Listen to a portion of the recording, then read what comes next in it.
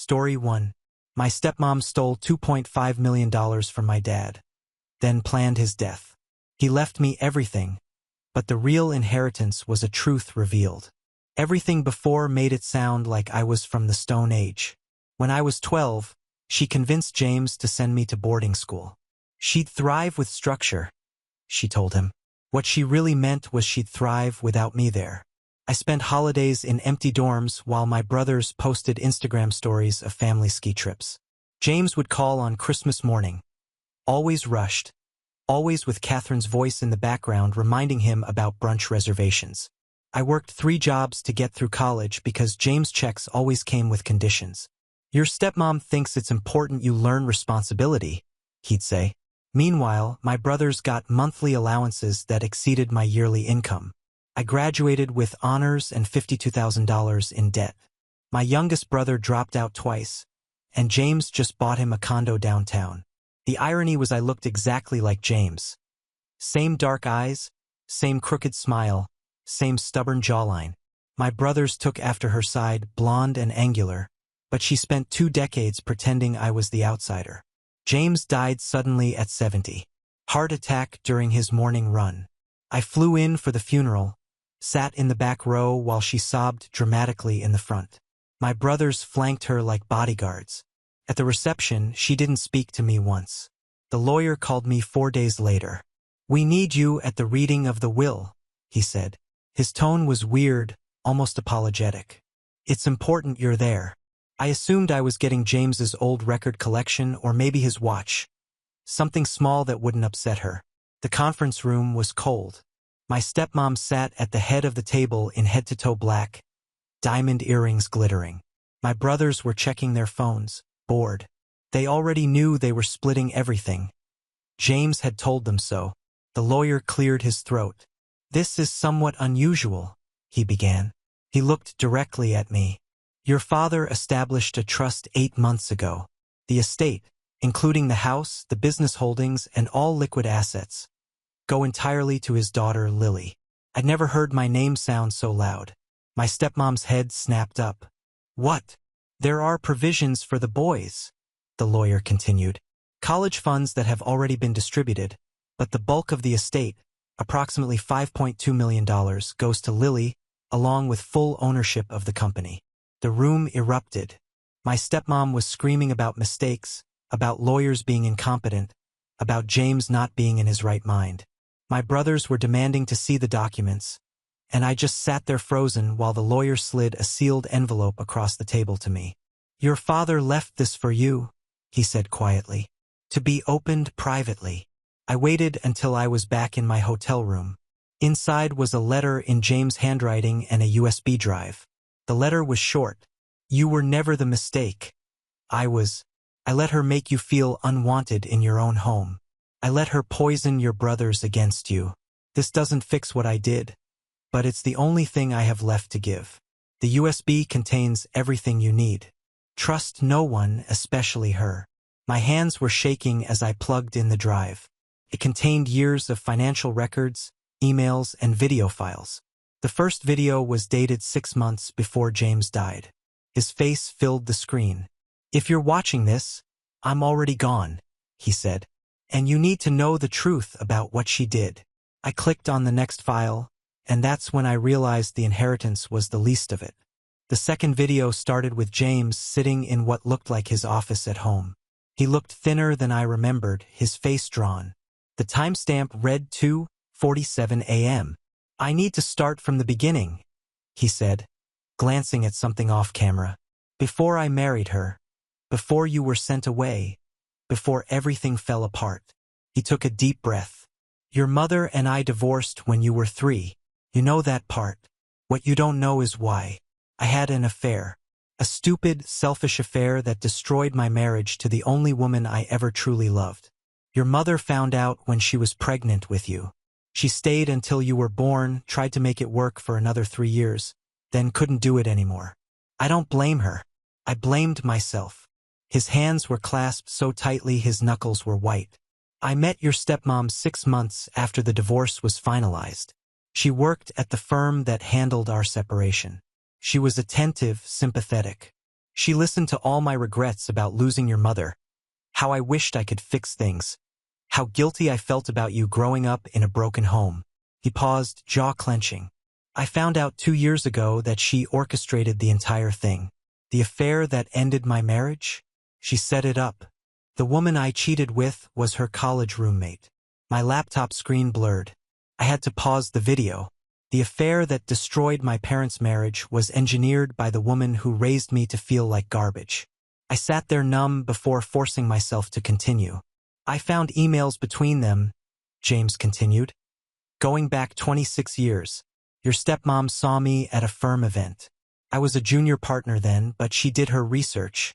She knew I was married, knew about your mother's family money, knew I was being groomed to take over the company, and she wanted in. He pulled out a folder. Her roommate, Sophie, was hired to work at my firm as a temp. She pursued me aggressively. I was weak and stupid and flattered. We had an affair that lasted 3 months. Your mother found photos that Sophie had left deliberately in my briefcase. My stomach turned. The breakup of my parents' marriage, the reason I grew up shuttling between homes, the foundation of every insecurity I'd ever had, was because some woman wanted my father's money. After your mother left, your stepmom showed up at my door with a casserole. Said she'd heard through the office gossip. She was just being a good colleague, a friend. Within 6 months, we were dating. Within a year, engaged. He rubbed his face. She moved fast. Got pregnant with your brother almost immediately after the wedding, then pregnant again 14 months later. By the time I realized something was off, we had 2 kids and she'd positioned herself as the perfect wife. PDA president, charity board member, the whole act. But she hated you, Lily. From the moment we got married, she made that clear when we were alone.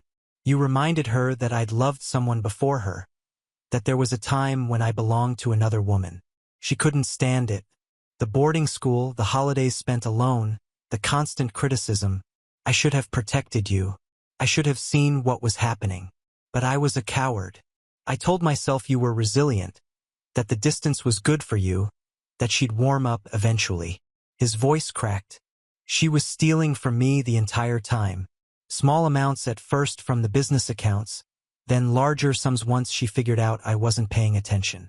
She has a gambling problem, a serious one.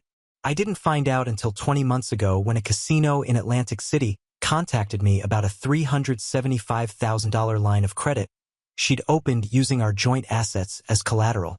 I sat up straighter. I hired a forensic accountant. Quiet, private, someone she'd never know about. Turns out she'd been siphoning money for over a decade.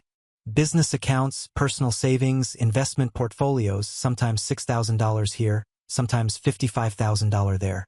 She'd forged my signature on loans, taken out credit cards in the company name, even sold some of my mother's jewelry and pocketed the cash. The screen showed James pulling out a thick stack of papers. Total estimated theft over 16 years. $2.5 million. Not including the losses from her gambling. That's separate. My head spun. No wonder James had been so stingy with my college money. He probably didn't have it. When I confronted her, she didn't deny it. She laughed. Said I owed her for marrying down, for raising another woman's daughter, for giving me 2 sons who'd carry on the family name. She said if I divorced her, she'd take me for everything I had left, and she'd make sure everyone knew I was a deadbeat father who abandoned you. He leaned closer to the camera. That's when I started planning. I sold off assets quietly, restructured the business, set up the trust in your name only. I made sure everything was ironclad. She can't touch it. The boys got their college funds. That's it. Everything else is yours. But here's what you really need to know. His expression darkened. 3 weeks before I died, I told her I wanted a divorce. I finally found my spine. I told her I had evidence of the theft, that I'd go to the police if she didn't leave quietly. He glanced away. She said I'd regret it, that I wouldn't live to see the divorce finalized. The video cut off. I sat frozen. The next file was titled, Insurance Investigation.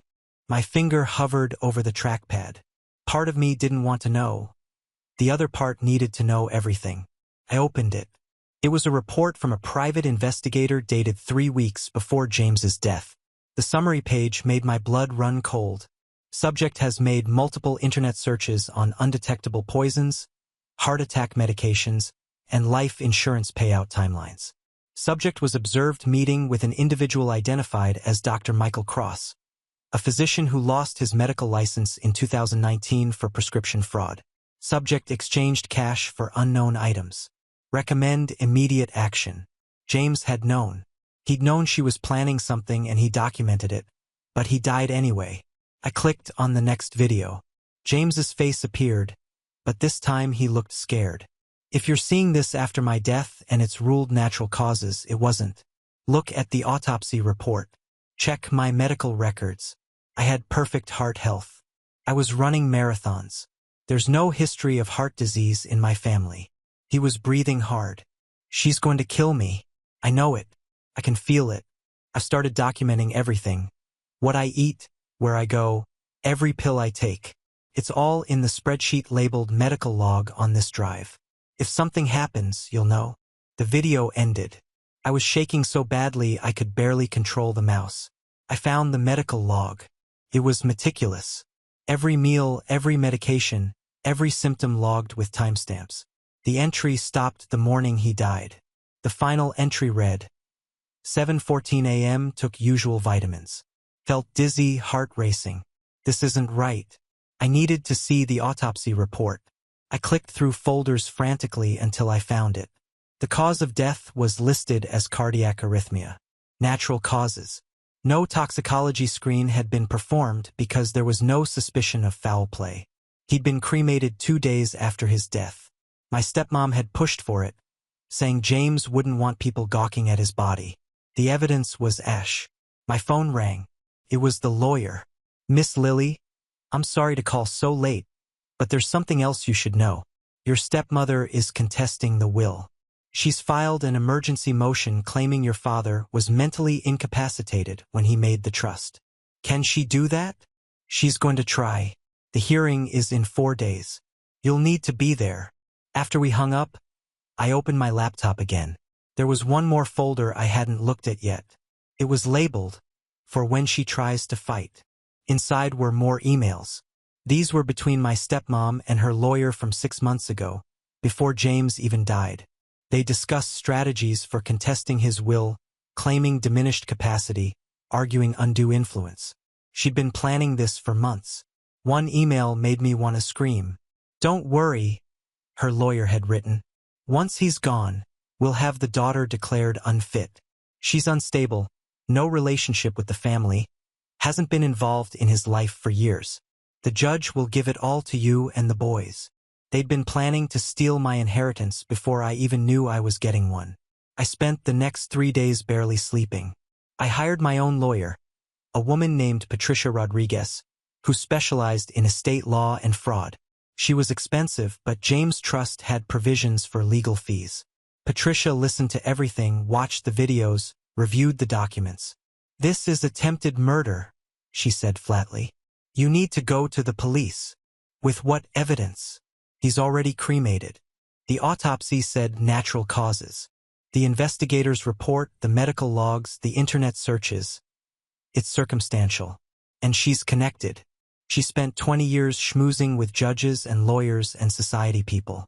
They'll protect her. Patricia leaned back in her chair. Then we hit her where it hurts. The money. We prove she stole from your father. That she forged documents. That she committed fraud. We make it so toxic that contesting the will becomes impossible. The hearing was in a courthouse I'd driven past 1,000 times but never entered. My stepmom arrived in a black dress and pearls, playing the grieving widow. My brothers flanked her, both in dark suits, looking uncomfortable. The judge was a woman in her 60s with sharp eyes. She'd reviewed the preliminary documents. Ms. Rodriguez, she said, you filed a counter-motion alleging fraud and theft. That's a serious accusation. Patricia stood. Your Honor, we have extensive documentation proving Mrs. Catherine's stepmother embezzled over $2.5 million from the deceased's accounts over 16 years. We also have evidence suggesting foul play in his death. The room erupted. My stepmom's lawyer was objecting. My brothers were shouting. The judge was banging her gavel. "Order!" the judge barked. "Ms. Rodriguez, these are criminal allegations. This is a civil proceeding. Which is why we're filing a formal complaint with the district attorney's office this afternoon, Your Honor. But the fraud directly impacts the validity of any claim Mrs. Catherine's stepmother has to the estate.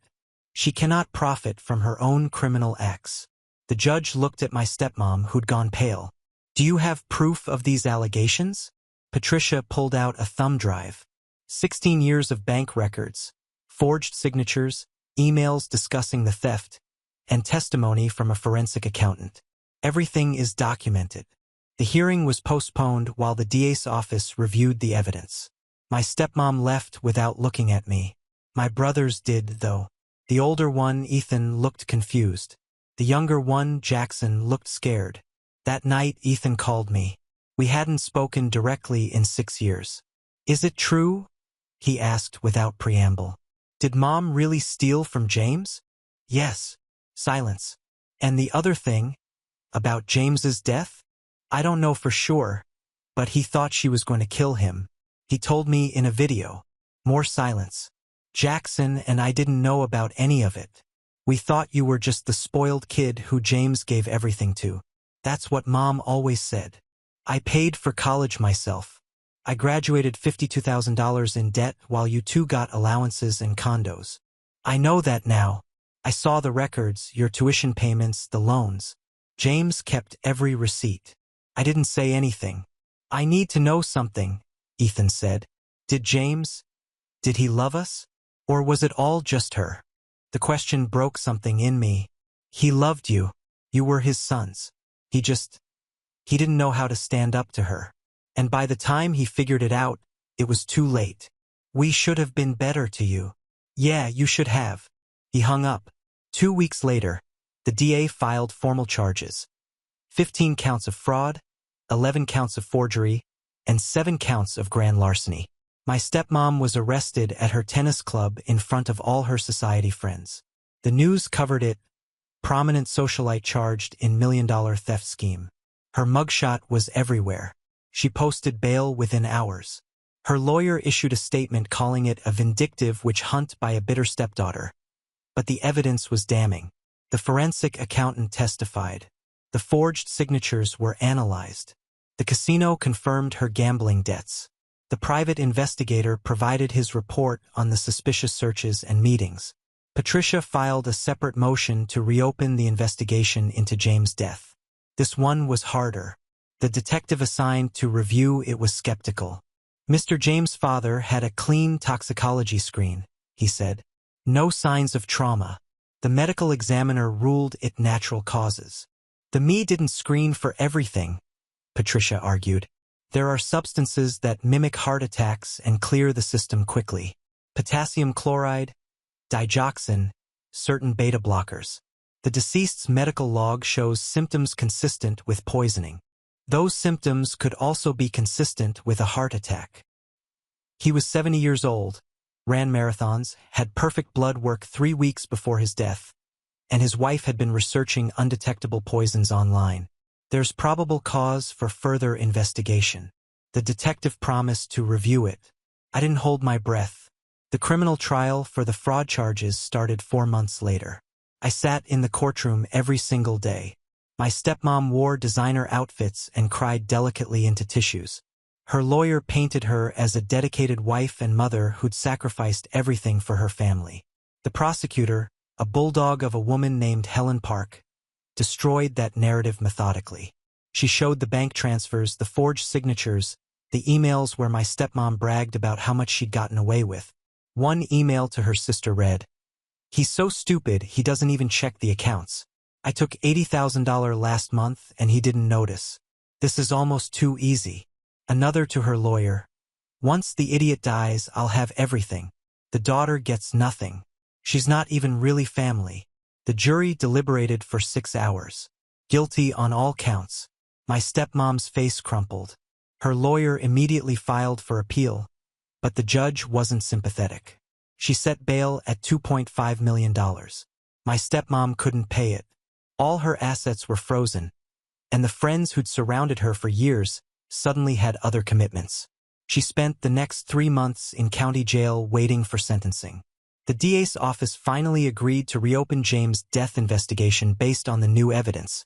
They couldn't prosecute for murder, they explained, not without a body or toxicology results, but they could investigate. The detective interviewed the private investigator. He tracked down Dr. Michael Cross, the physician who'd lost his license. Under pressure, Cross admitted he'd sold my stepmom a bottle of liquid potassium chloride, telling her it was for gardening purposes. Potassium chloride in high doses causes cardiac arrest that's nearly impossible to distinguish from natural causes, especially if no one's looking for it. The DA couldn't charge her with murder, the evidence was circumstantial, and James' cremation had destroyed any chance of proving cause of death beyond reasonable doubt. But they could charge her with conspiracy to commit murder. The second trial was faster. The evidence was presented. The searches, the purchase, the threats, James' fear documented in his videos. My stepmom's lawyer argued it was all speculation, that buying a chemical wasn't the same as using it. But the jury saw James' face in those videos. They heard the fear in his voice. They saw a woman who'd stolen millions from her husband and threatened him when he tried to leave. They convicted her on conspiracy charges. At sentencing, the judge looked at my stepmom with undisguised contempt. You married a man under false pretenses. You manipulated him for decades. You stole from him systematically. You made his daughter's life miserable. And when he finally found the courage to stand up to you, you plotted his death. My stepmom's lawyer started to object, but the judge held up her hand. Even if we can't prove you administered the substance that killed him, the evidence is clear you intended to. You researched methods. You acquired the means. You threatened him directly. She adjusted her glasses. For the fraud charges, I'm sentencing you to 13 years. For the conspiracy charges, an additional 16 years to be served consecutively. You'll be eligible for parole in 22 years. My stepmom was 54. She'd be 76 before she could even apply for parole. She was led away in handcuffs, finally silent. Ethan and Jackson testified at the trial. They'd cooperated with the investigation, turning over their own communications with their mother. Emails where she'd asked them to lie about timelines, to say James had been sick for months, to discredit me as unstable. They'd refused. After sentencing, we met at a coffee shop near the courthouse. It was awkward. We hadn't been in the same room socially since we were kids. We're sorry, Jackson said. He was 24 now, working at a marketing firm. We believed everything she told us about you. That you were ungrateful. That you'd abandoned James. That you were only coming back for money. She was convincing, I said. That's not an excuse, Ethan added. He was 26, had started his own consulting business. We were old enough to see what was happening. We chose not to. I sipped my coffee. It was still too hot. James left you both the college funds. She can't touch those. They're in your names. We know. We're not going to contest the will, Ethan said quickly. You deserve everything. We wanted you to know we're not her. We don't want anything from you except maybe to know each other, Jackson said quietly. If you're open to it. Not as brothers necessarily, but as people who shared a really messed up family.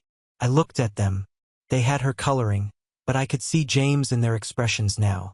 The same slight furrow when they were nervous, the same way of holding themselves. We can try, I said. It wasn't forgiveness, not yet. But it was a start. I inherited everything 6 months later after all appeals were exhausted and the estate was finally settled. $5.2 million, the house, the company, everything. I sold the house immediately. I couldn't live there. Couldn't walk through rooms where she'd made me feel worthless. A developer bought it and tore it down to build condos. Good riddance. The company was harder. James had built it from nothing, and it employed 60 people who had nothing to do with the family drama. I kept it running, hired a CEO to manage day-to-day operations, and set up a profit-sharing plan for all employees. I paid off my student loans in one payment, $52,000 gone with a single check. Then I did something James would have liked. I set up a scholarship fund at my old boarding school for kids who needed financial help, the kind of help I never got. It's called the Every Kid Belongs Fund. and it pays full tuition plus living expenses for 20 students every year. I also established a foundation to help adult children of parental alienation, legal fees, therapy costs, whatever they needed to rebuild relationships or move on from toxic families. I'd lived it. I knew what it cost. Ethan, Jackson, and I have coffee every month now. It's still strange. We're learning each other as adults, trying to separate who we actually are from who we were trained to be. Jackson's engaged to a guy named Chris, who's a social worker. Ethan's dating, but says he's not ready for commitment after watching what marriage did to our family. I get that. I'm in therapy twice a week, working through 2 decades of being told I didn't matter, that I was a burden, that I was the mistake that ruined everything. Some days I believe her voice instead of my own. Those days are hard, but I have James's videos. I watch them when I need to remember that I wasn't crazy, wasn't wrong, wasn't the problem. You were never the mistake, he says in the last video he made, recorded 3 days before he died. You were the best thing I ever did. I just didn't fight hard enough to prove it to you. I'm sorry, Lily. I'm so sorry. He's crying in that video. So am I every time I watch it. A year after the sentencing, I got a letter from my stepmom. She'd written it from prison. Her handwriting was shaky, unrecognizable from the perfect script she'd used for Christmas cards and party invitations. I'm not writing to apologize, it began, because I don't think sorry means anything at this point. I'm writing because I need you to understand why. I almost threw it away, but something made me keep reading. I grew up poor, trailer park poor, the kind of poor where you wore the same jeans every day and kids made fun of your food stamps. I watched my mother work 3 jobs and still couldn't pay rent. I promised myself I'd never live like that, never be that desperate. When I saw James, I saw a way out. He was kind, successful, stable, everything I'd never had. And I took it. I orchestrated it. I don't regret that part. But somewhere along the way, it stopped being about security and became about control, about winning. You were evidence that I wasn't his first choice, that he'd loved someone before me. I couldn't stand it. Your brothers were mine. The house was mine. The social status was mine. But you were a reminder that I'd built my life on a lie. That I was the second wife, the replacement, the one he'd settled for. So I made you feel how I felt growing up. Unwanted, less than a mistake. It's not an excuse. It's just the truth. I stole the money because I was terrified. Terrified he'd leave, terrified I'd end up back where I started. The gambling it was the only time I felt in control. Even when I was losing, I was the one making the choice. And your father's death. The next part was blacked out, redacted by prison officials probably, but I could make out a few words through the ink. Regret. Too late. What have I done? The letter ended simply, I destroyed you to save myself. That's what it comes down to. I hope you find peace. I won't. I burned the letter in my fireplace that night, watched her words curl and blacken and turn to ash, just like James's body. She'd wanted me to understand her. Maybe I did, but understanding doesn't mean forgiveness. My therapist asked if the letter gave me closure.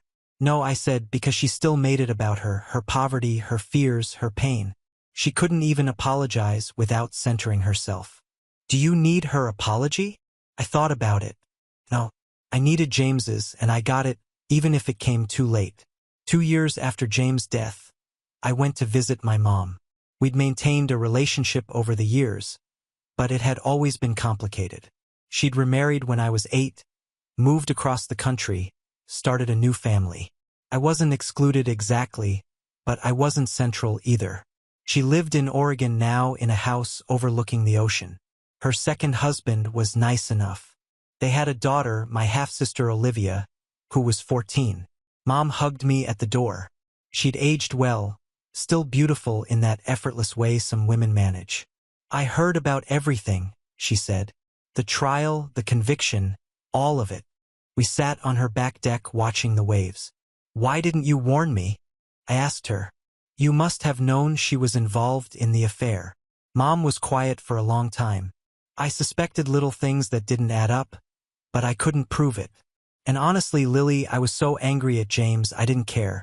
I wanted him to be miserable with her. I wanted her to make his life hell. She looked at me. I never thought about what that would mean for you, that you'd be caught in the middle of it, that she'd take her insecurities out on you. You sent me back there every summer, every holiday. You knew she didn't like me. I thought I was doing the right thing, making sure you had a relationship with your father. I didn't realize that she was torturing you. Mom's eyes filled with tears. I failed you too. I was so focused on my own hurt, my own new life, that I didn't see what was happening to you. It was the apology I'd needed from her for years. Better late than never, I guess. We talked for hours that day. Really talked, maybe for the first time in my adult life. She told me about the affair, how she'd found the photos, how she'd confronted James and he'd confessed everything, how she tried to forgive him but couldn't get past the betrayal.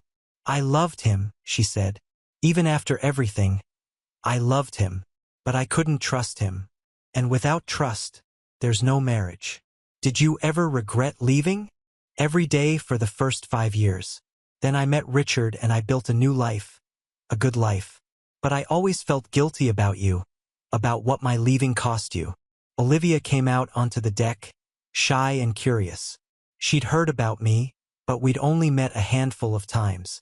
Are you really my sister? She asked. Half-sister. But yeah. Mom says you're really rich now, Olivia said. Olivia! Mom scolded. I laughed. It's okay. Yeah, I inherited money from my dad. What are you going to do with it? Help people. That's the plan anyway. She nodded. Seriously? That's cool. Mom says money can't buy happiness, but it can buy security, and security is really important. Smart kid. I stayed in Oregon for a week. Mom and I rebuilt something during that time. Not the relationship we'd lost, but a new one. Adult to adult, honest about our failures and our regrets. Before I left, she gave me a box of photos. Pictures of James and her when they were young, before the affair, before everything fell apart. They looked happy, genuinely, unquestionably happy. He loved me once, she said. And I loved him. Remember that, okay? Not everything was ruined. You came from something real. I keep those photos in my living room now. A reminder that even broken things started whole. The company James left me turned out to be more complicated than I'd expected. He'd run a commercial real estate development firm, but he'd also been quietly buying up properties in low-income neighborhoods. The files showed he'd been working on a project to create affordable housing, using the company's resources to subsidize rent for families who couldn't afford market rates. He'd never told anyone about it. Not my stepmom, not the boys, not me. It was his secret project, something he'd been planning for years. The plans were detailed. Mixed-income developments, community spaces, partnerships with local organizations. He'd wanted to build something that mattered, something that helped people like my stepmom had been as a kid. The irony wasn't lost on me. I decided to finish it. I hired architects, met with community leaders, pushed through zoning approvals. The first building opened 2 years after James's death. 24 units, half market rate and half subsidized. We named it the Second Chance Building. Ethan and Jackson came to the opening. They'd both contributed to the project, Ethan handling the business planning and Jackson managing the marketing. We were learning how to work together, how to be family without all the poison our parents had fed us. At the ribbon cutting, I gave a speech. My father wasn't perfect. He made mistakes, hurt people he loved, and spent too long looking the other way while others suffered. But at the end of his life, he tried to do something good. This building is his apology, and it's my promise to keep doing better. The local news covered it. The reporter asked about the trial, about my stepmom, about whether I felt vindicated. No, I said honestly. Vindication suggests winning. Nobody won here. We all lost years we can't get back.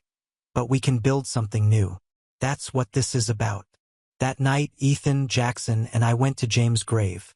We buried his ashes finally in a plot next to his parents'. My stepmom had fought it, wanted to keep his ashes, but the court ruled in my favor. We stood there as the sun set. 3 siblings who barely knew each other, connected by shared trauma and tentative hope. Do you think he'd be proud? Jackson asked. I think he'd be relieved, I said. That we're not making his mistakes. Ethan laughed. A short, bitter sound. Low bar. Yeah, but it's a start. 5 years after James' death, I got an email from the prison. My stepmom had requested a meeting. She'd been approved for a visitation if I agreed to come. I didn't respond for 3 weeks. My therapist asked what I wanted to do. Part of me wants to see her, I admitted.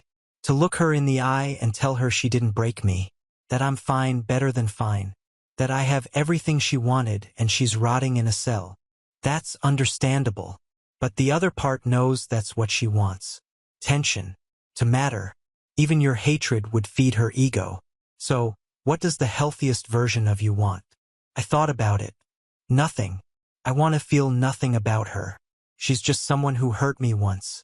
Not my villain origin story. Not my nemesis. Just a sick, sad woman who made evil choices. I deleted the email.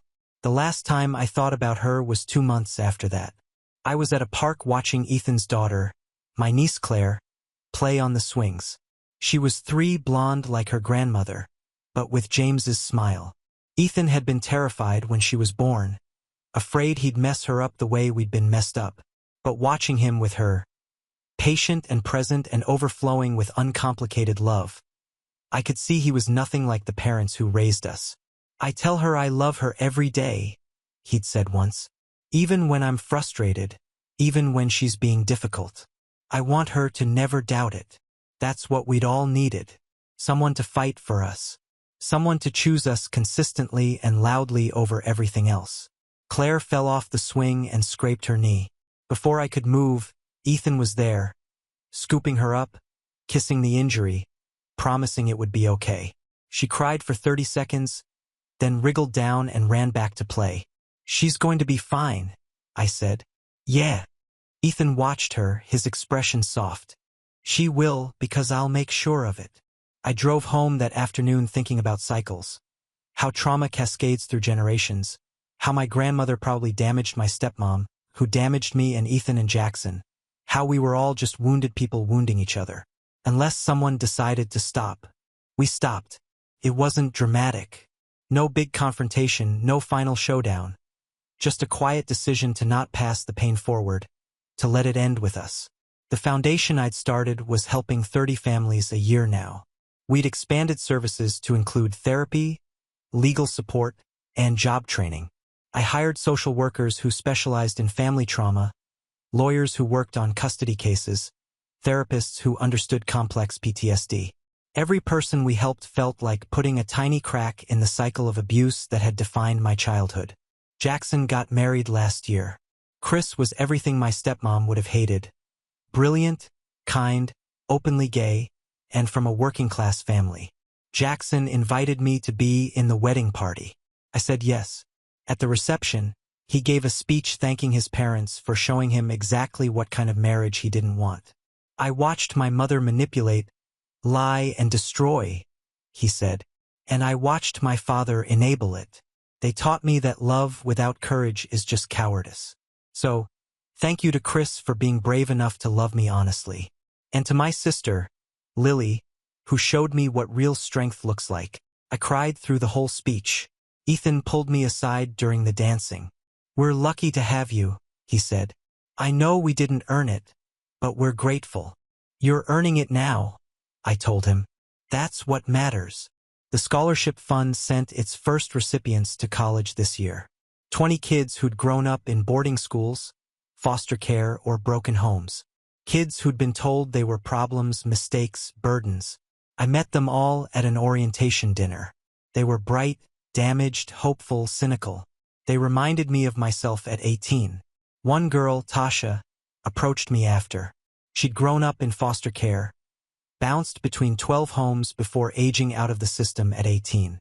Why are you doing this? She asked. You don't know us.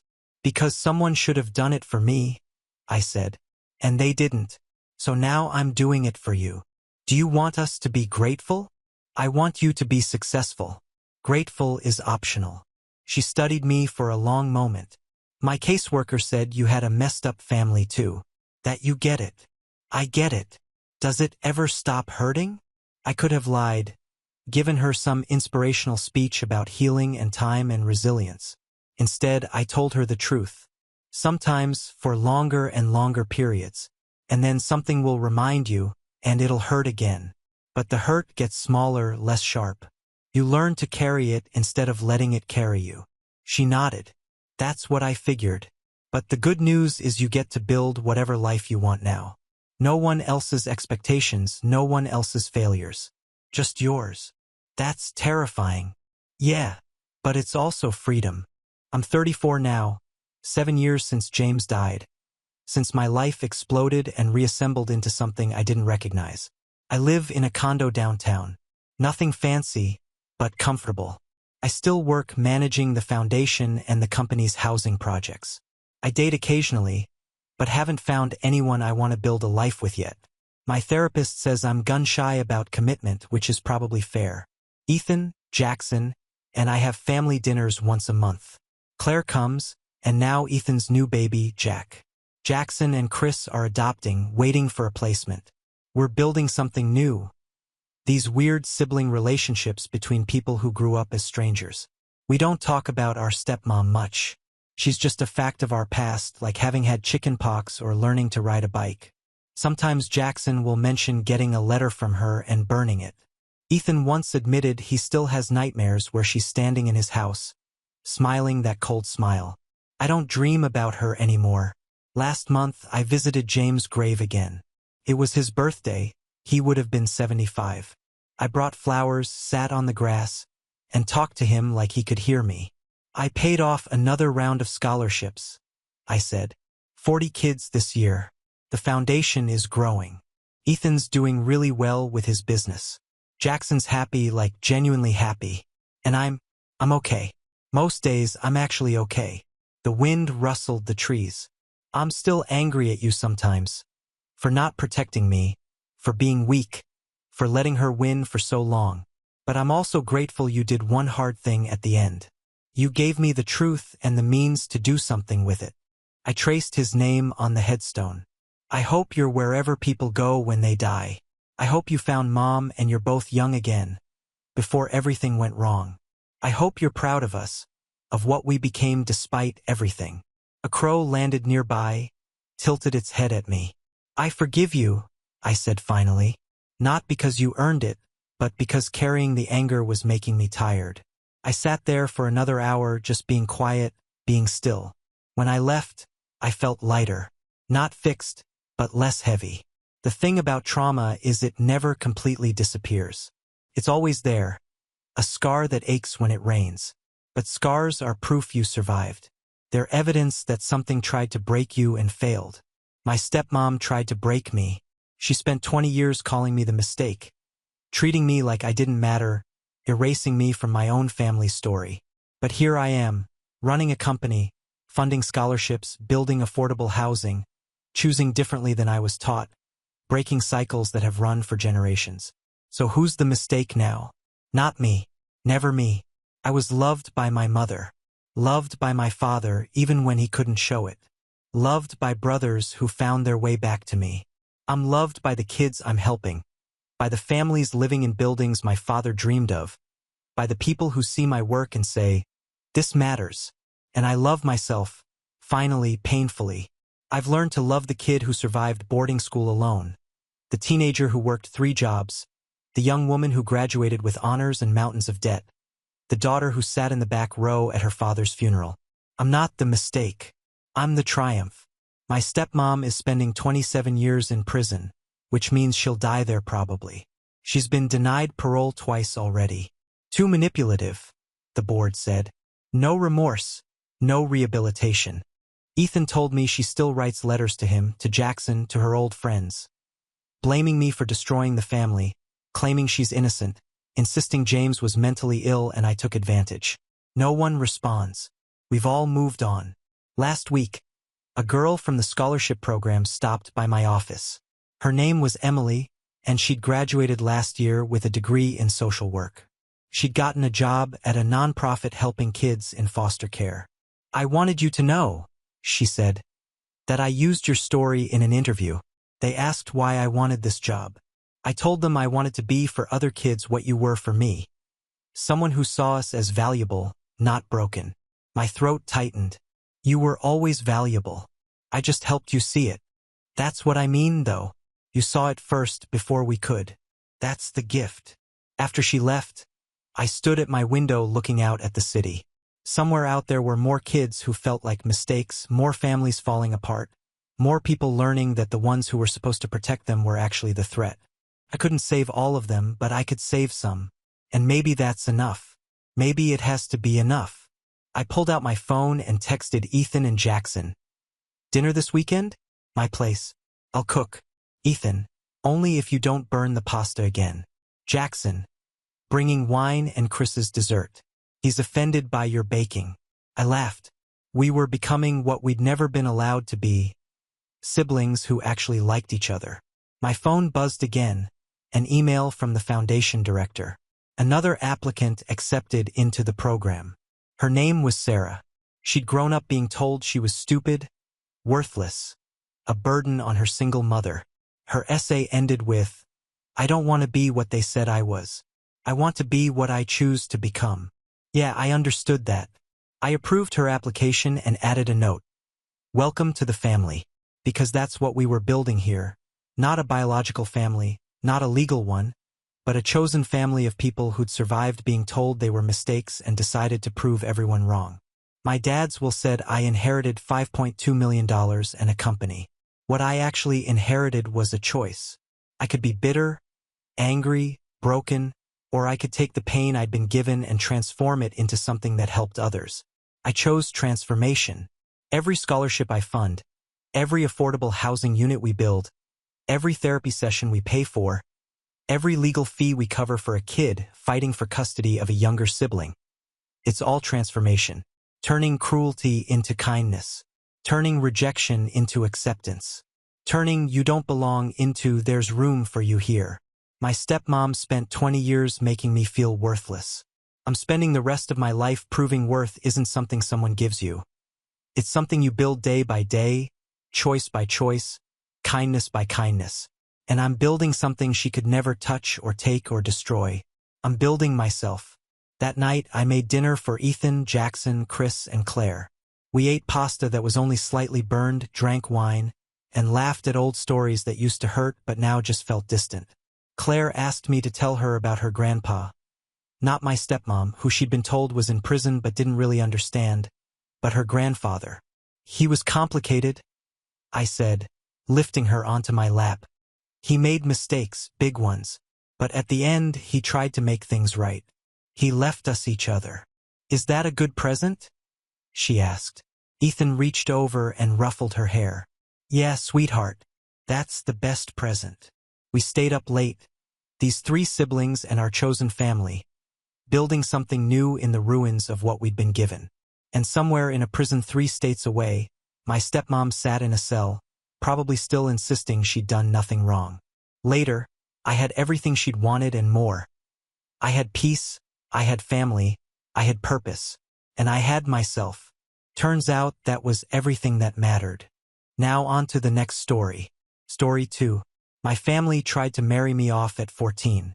When I ran, they called me sick, erased my name, and tried to destroy everything I built. My mother stitched my wedding dress while the marks on my back were still fresh. I was 14. The groom, 52. She hummed softly as the needle moved through the red fabric, her fingers gliding over the gold embroidery like she was working on something sacred. She didn't even flinch at the bruises. That morning, I dropped a glass while pouring tea. They said I was clumsy, disrespectful. I got 10 lashes. No questions asked. In our house, pain wasn't punishment. It was preparation. And silence, that was survival.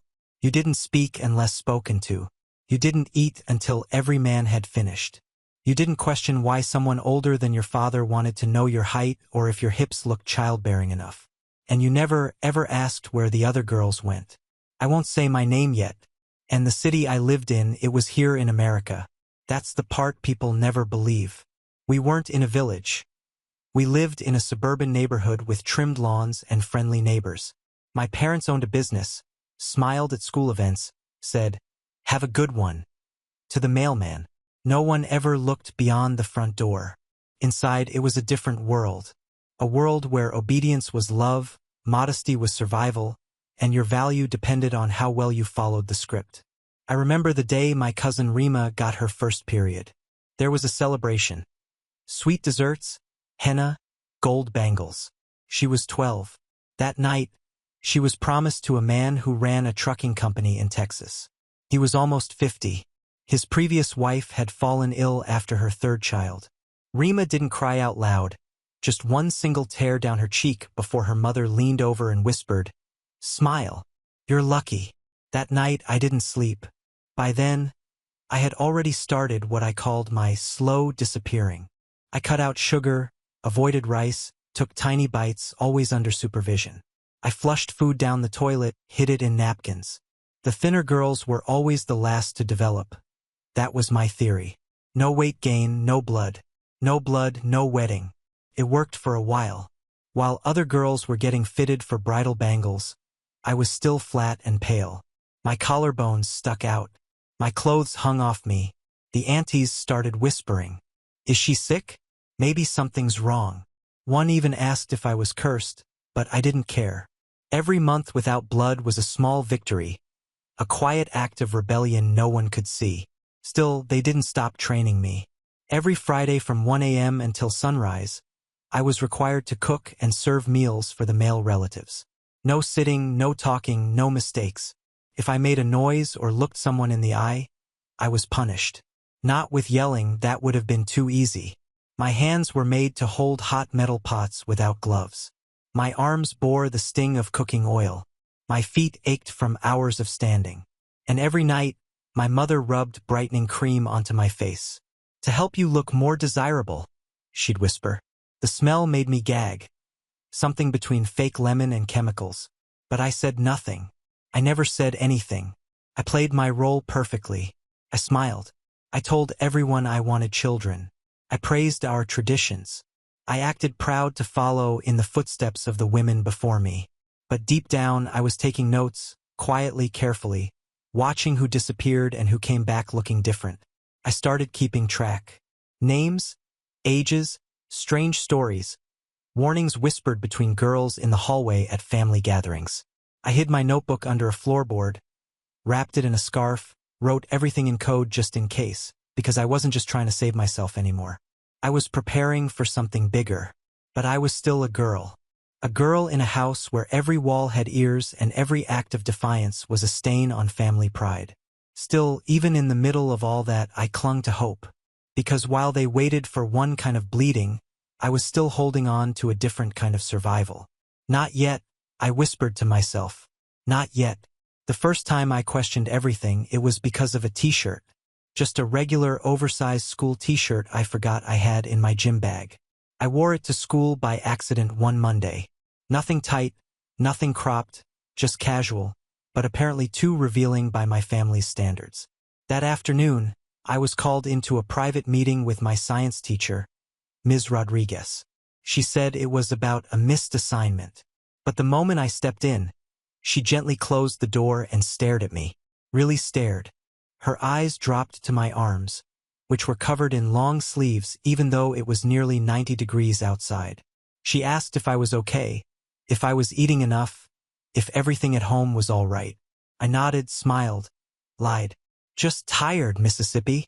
She didn't press, just excused herself to use the restroom, leaving the room for no more than 5 minutes. But she made a mistake. Or maybe it wasn't a mistake at all. She didn't lock her drawer. While waiting, I noticed it had slid open slightly. Inside were papers, not schoolwork, but pamphlets. Titles like Your Rights as a Teen, When Culture Crosses the Line, and Marriage Laws. No exceptions, no excuses. I didn't mean to grab one, but something in me, something quiet and terrified, reached out. I slipped the thinnest pamphlet into my waistband, right under the elastic of my skirt.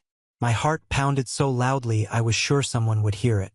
When she returned, I was already seated again, acting as if nothing had happened. That night, I locked myself in the bathroom, turned on the faucet so no one would hear, and read. And for the first time in my life, I felt like the world tilted. Because everything I'd been taught, everything I thought was just how it is, was illegal. Not just frowned upon, not just different from other families. Criminal. Child marriage, illegal. Forced marriage, illegal. Controlling what a minor wears, eats, or who they marry. Abuse. There were no cultural exceptions, no religious loopholes. And the most shocking part, teachers, doctors, counselors, they were legally required to report it if they suspected it. I stayed up all night memorizing the hotline numbers. I wrote down the addresses of shelters. I practiced whispering the exact words that would trigger a legal investigation. I'm not safe. They're planning a marriage I don't want. I'm a minor. Please help. Over the next few weeks, I began moving differently. Still obedient, still quiet, but sharper, watching, listening. I noticed which cousins hadn't bled yet, which girls were still allowed to go to school, which teachers might believe them. I started passing small notes, not obvious, just hints, asking if anyone else felt like this wasn't okay. That's how it began. In my uncle's dusty backyard shed.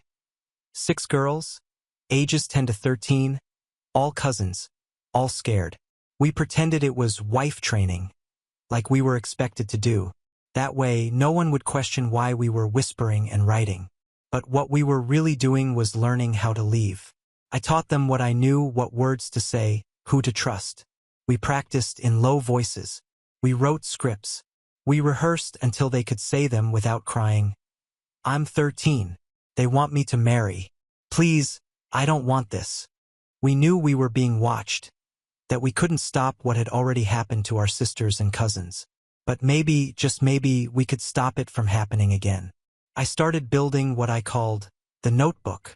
Inside, shelter addresses, emergency numbers, school names of teachers I believed could be trusted, even meal schedules, times of the day when it was easier to sneak out unnoticed. I made copies, hid them in cereal boxes, behind toilet tanks, even inside folded pillowcases at relatives' homes.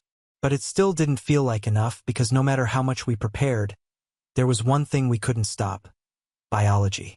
And the day my body finally betrayed me, I was cutting onions at 6:40 a.m.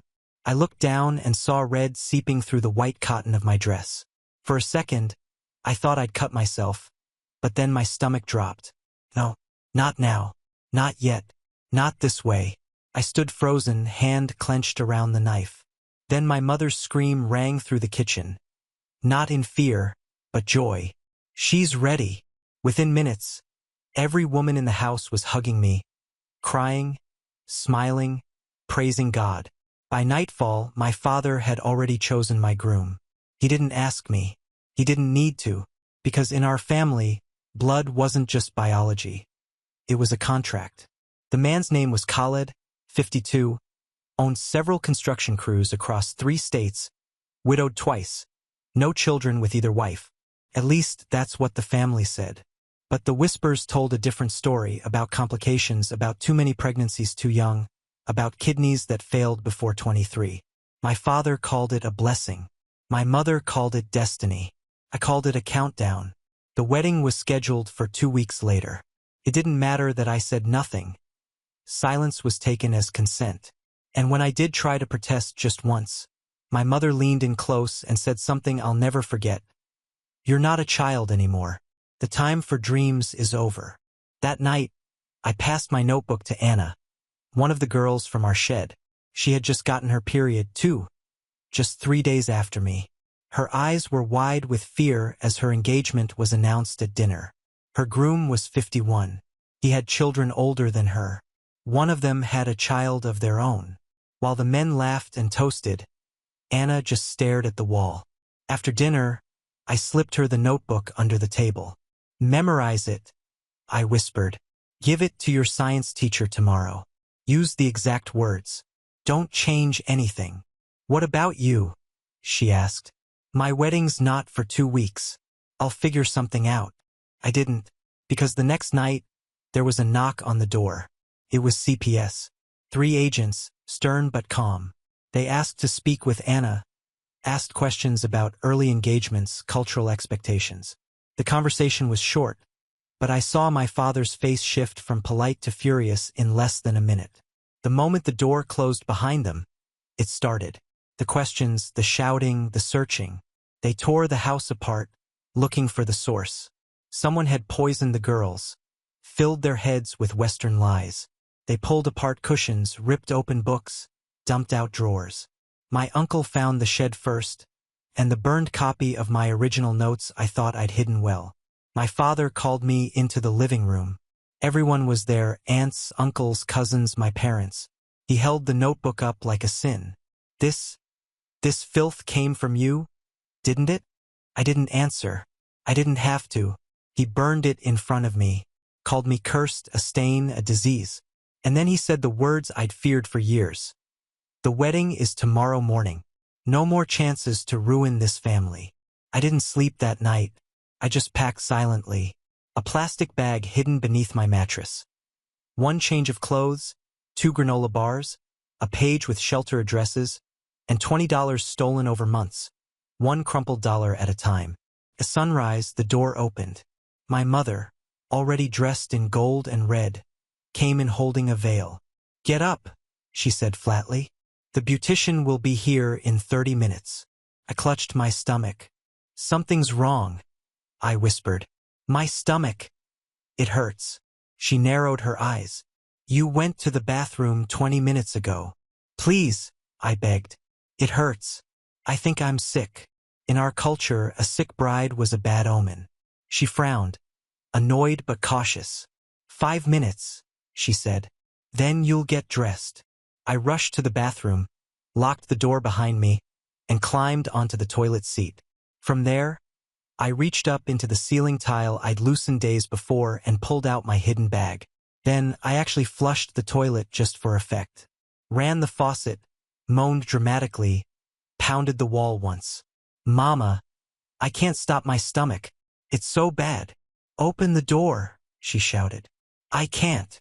She called for my father.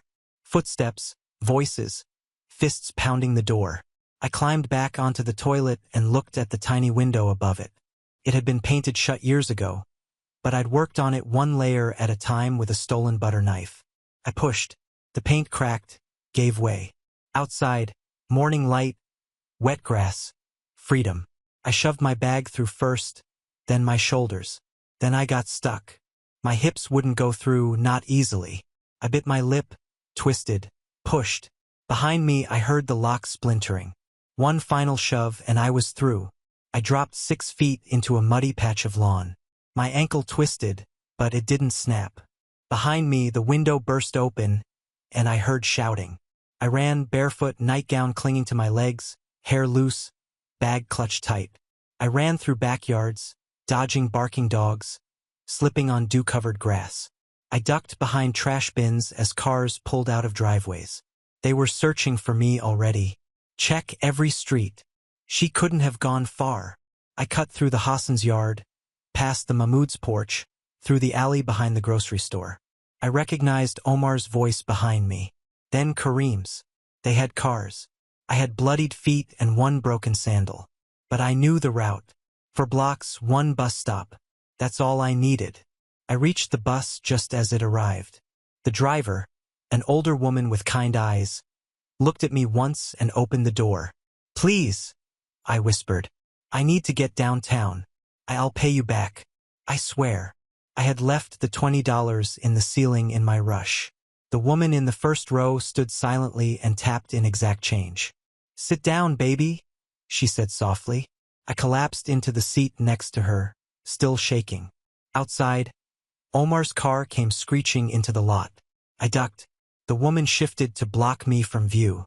"Don't worry," she whispered. "You're safe now." We rode in silence for 30 blocks. When we reached the courthouse, she helped me off the bus, slipped a $10 bill into my hand, said nothing else. I stepped inside, feet bleeding, clothes soaked, still clutching my bag like it was my only anchor. "I need a protective order," I told the clerk. "Please, I'm 15. They're making me get married today." She looked at me for one long second, then stood and came around the counter. "You're in the right place, sweetheart," she said. "Let's get you safe." They didn't waste time. Within 24 hours of my emergency protective order, the retaliation began. The first wave came quietly, voicemails from numbers I didn't recognize. Some were my cousins crying. Others were my uncles, calm and soft-spoken, urging me to come home before things got worse. By the third day, it turned public. A post appeared on my father's Facebook. My school photo, my name, and a desperate message in English and our native language. Our daughter is missing. She is unwell and was taken by people filling her head with lies. She is not safe. Please help us bring her home. The post was shared over 400 times within a few hours. Aunts and uncles reposted it. Friends from the community commented with crying emojis, prayers, and promises to keep watch. But the part that made my stomach twist, they claimed I had a mental disorder, said I'd stopped taking medication, that I believed impossible things, that I was easily manipulated, a danger to myself. They used the same words they always used when a girl stepped out of line. Confused, sick, delusional. I shut my phone off, but it wasn't enough. The next morning, the woman running my temporary shelter, Theodora, woke me early. Her face was pale. She showed me the security feed. A man was parked across the street in an unfamiliar sedan. He'd been there since 4 a.m., just sitting with the engine running. When the police arrived, the car was gone, but the message was clear. We know where you are. That afternoon, I received a delivery. No return address. A bouquet of lilies and a card that read, "Our hearts are broken. Please forgive us. Love, Mama." Theodora took photos before disposing of them. Document everything, she reminded me. Even guilt can be a weapon. The next day, it wasn't flowers. It was videos. I found them online by accident. Or maybe not by accident. One of the girls from my old wife skills group, my younger cousin Margie, had posted a video with her mother sitting beside her. She said terrible things about our family, Margie said, eyes blank. She told us we'd be sold, that our parents didn't love us. She scared us. I could tell it was rehearsed, the camera too steady, the lines too clean. Her mother nodded at each word, a tight smile on her face. They had turned her against me, or more likely, scared her into submission. I wanted to scream, to reply, to explain. But Theodora placed a hand on my shoulder. Don't engage. That's what they want. Instead, we called Patricia my new legal aid lawyer. She was fierce, fast-talking, and didn't flinch at the storm we were in. Classic narrative flip, she said. They can't get you physically, so now they'll try to erase your credibility. We began gathering responses. Teachers, school counselors, people who had quietly noticed something was wrong for years but didn't know how to name it. Still, the pressure grew. Anonymous accounts messaged me. My face, edited to look wild-eyed and unwell, started appearing in community WhatsApp groups with captions like, "Help this girl before it's too late." But the worst came on Friday. Theodora's neighbor, Mr. Ellis, knocked on the door. He held out his phone, showing us pictures he'd taken just minutes earlier. "3 men were photographing your house from across the street," he said. "One of them was pointing. Couldn't breathe.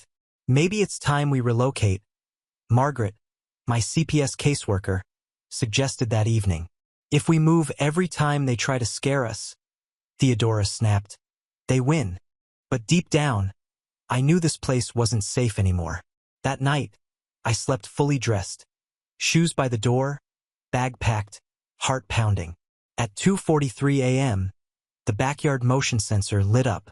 Theodora and I watched in silence from the security monitor as 2 shadows moved past the garden. One paused at the side window. The other tried the back door. The police took 11 minutes to arrive. By then, the men were gone, but they'd left behind muddy footprints and a folded note taped to the gate. In our native language, it said, "This isn't over." By Sunday, I wasn't just hiding. I was fighting back. I called Ms. Rodriguez, the teacher who'd accidentally introduced me to the idea that I had rights. "Remember those pamphlets?" I asked. "We need more. A lot more." We met at a neutral location, a quiet public library 2 towns away. She brought boxes of supplies, notebooks, printouts, folders. I brought the notebook, rewritten, updated, streamlined. We disguised the information. Emergency numbers written as equations. Shelter addresses inside fake permission slips. Legal definitions hidden between history notes. We'll distribute them through school nurses, she said. They're mandatory reporters. They'll know who to watch. Within 48 hours, we had made 30 packets. By Thursday, 50.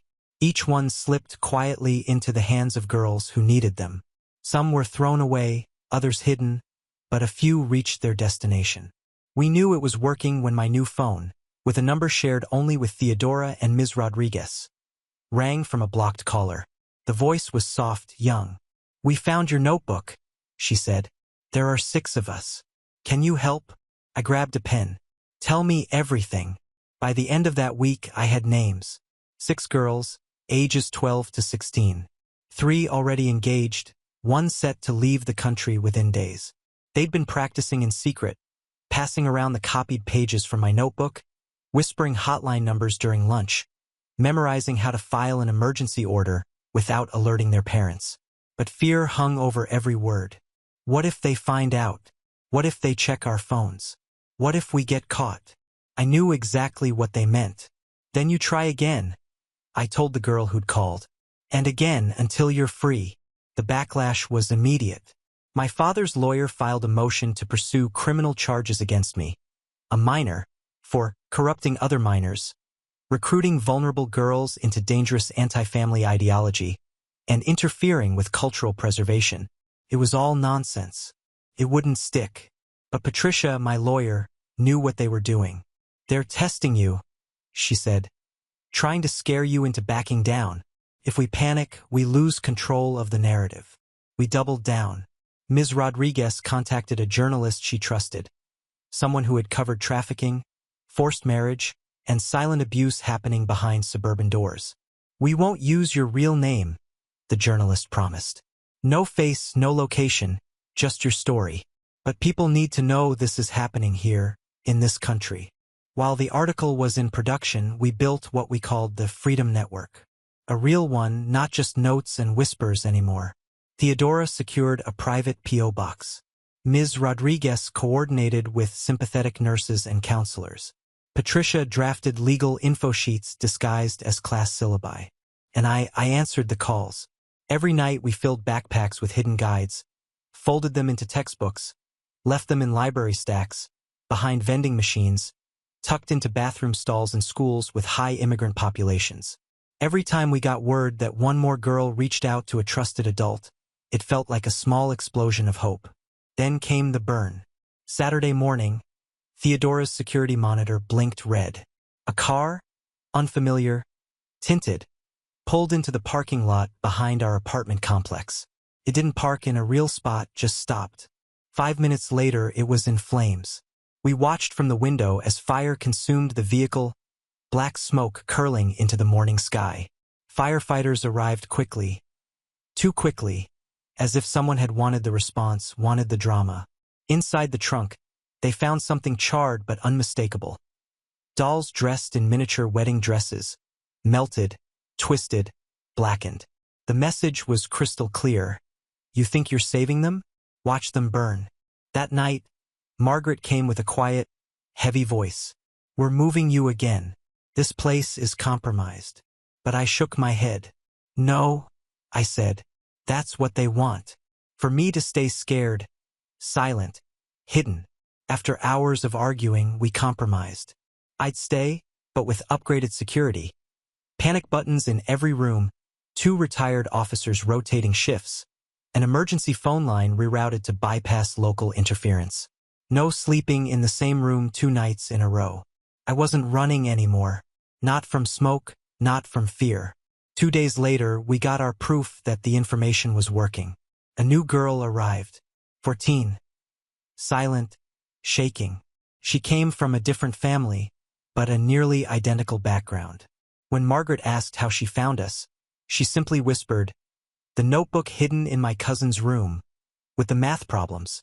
That notebook had traveled through hands I'd never touched, hallways I'd never walked, and it had saved someone I'd never met. I stayed with her that first night, explaining what would happen next, what she could expect, what her rights were. Her fear slowly cracked into something else. Not joy, not yet, but something sharper, determination. Then the call came. A girl I hadn't spoken to in months. Anna. Her voice was tired. They made me come back, she said. They said they'd hurt my little sister if I didn't. I closed my eyes. My chest ached. Anna, I'm sorry. I couldn't protect her. Her voice dropped to a whisper. Listen, they're planning something. Not about bringing you home, they've given up on that. They want to make an example so others won't follow you. I froze. What kind of example? I don't know, but I heard them mention your new school. Something about a message everyone would understand. My blood ran cold. We changed everything overnight. I stopped attending school in person, alternated safe houses, used decoy accounts, moved like smoke. But it wasn't enough. Wednesday morning at 5:52 a.m., the alarm went off. Not the perimeter, the bedroom window. Bathroom. Now, Theodora ordered, pushing me through the hallway as her phone dialed 911. Behind me, glass shattering. Male voices. Not my father or uncles, they wouldn't risk it. These were others. Extended family. Hired hands. I locked the bathroom door, backed away. They pounded from the other side. We just want to talk. Don't make this worse. Your family still loves you. I gripped the can of hairspray I'd hidden under the sink. It was all I had. The pounding grew louder. Then sirens close, blazing. The pounding stopped. Footsteps. Doors slamming. Silence. Police found muddy footprints, partial fingerprints, nothing solid. But we knew what it meant. They had crossed the line. And now it was war. The courtroom felt colder than I expected. Not in temperature, but in the way everyone looked at me when I walked in. Like I was the one on trial, like I was the shame they had to witness. My entire extended family filled the left side of the room. Aunts in embroidered shawls, uncles in tailored suits, cousins dressed like it was a celebration. My parents sat in the front row. My father's hands folded, calm, confident. My mother dabbing tears she hadn't cried. Eyes fixed on me like I was something rotting. I didn't look at them. I looked at Patricia. She sat beside me, upright, composed, furious in her stillness. Breathe, she whispered. We've got the truth. That's more than they have. The hearing was for a permanent protective order. If we won, my family would be banned from contacting me forever. If we lost, they could try again, this time legally. The other side began first. My father's lawyer painted a familiar picture. A loving family, a confused teenager, cultural misunderstanding. Outsiders twisting her perception. They called character witnesses. Family friends, our local imam, even my pediatrician. He said I'd never shown signs of abuse. Of course not. I'd never been allowed to speak alone during appointments. My mother always answered for me. Patricia leaned in. We'll address that. Don't worry. Then it was our turn. Patricia stood, calm and measured. She presented photos of my injuries. Hands with old burns, the scars on my back, security footage of my father arriving with fake prescription bottles after the escape. The essays, ones Ms. Rodriguez had saved, each paragraph hiding the truth between the lines. Then she called Ms. Rodriguez to the stand. She took a deep breath before speaking, eyes scanning the room before settling on me. She spoke of signs she'd noticed. Extreme weight loss, fearful behavior, essays that didn't match my age, full of veiled references to duty, purification, serving with silence. The cross-examination was brutal. Why didn't you report earlier? The lawyer demanded. I was trying to build trust, she said. I wanted her to feel safe. So, you admit you broke mandatory reporting laws? Patricia stood instantly. Objection. Counsel is misrepresenting the law. Still, the damage was done. They were painting her as the manipulator, the outsider who'd planted these ideas in my head. When it was my turn, I felt my legs tremble as I stood. But I made it to the stand. Patricia guided me gently. She didn't ask me to relive every punishment, just the facts. Tell us how you were prepared for marriage. Describe what training meant in your home. Who chose your fiancé? Were you consulted? I answered clearly, quietly. Not crying, not shouting, just the truth. The opposing lawyer tried to twist it. You didn't bleed until you were 15. Isn't it true you manipulated your body to delay it? Yes, I said calmly. Because I knew what came after. His eyes narrowed. You think being married is worse than disobeying your family? No, I replied. I think losing my freedom, my voice, is worse than their disappointment. He tried again. Are you accusing your parents of abuse? I'm stating facts, I said. They can call it culture. I call it control. The judge asked a final question. Do you believe you're in danger if contact is allowed? Yes, I said. Not just physical, psychological, emotional. And not just to me, to the girls I'm trying to help. There was silence as I stepped down. Then the doors opened. A woman entered, mid-20s, slim, nervous. She wore a long coat and walked with a limp. Behind her was a CPS supervisor. Your Honor, the supervisor said, this witness has relevant information. The court paused. The judge motioned her forward. She took the stand, spoke slowly. My name is Fatima Habib. I was Khaled's first wife. Gasps filled the courtroom. My father's expression shattered. They said you were. One of my aunts whispered. Dead. Fatima said, voice steady now. That's what my family told people, that I died after complications. But I didn't. I escaped. She continued. I was married at 15. By 20, I had 4 pregnancies. My kidneys began failing. When I couldn't carry again, he punished me. When I collapsed in the kitchen, a nurse helped me get away. I've been in hiding for 5 years. She looked directly at me. When I saw the Facebook post about you, I knew I had to speak. She presented medical records, hospital logs, even a photo of the fake grave her family had created for her. It was irrefutable. The courtroom was frozen. Even the opposing lawyer struggled to speak. The judge looked stunned. Then came the ruling.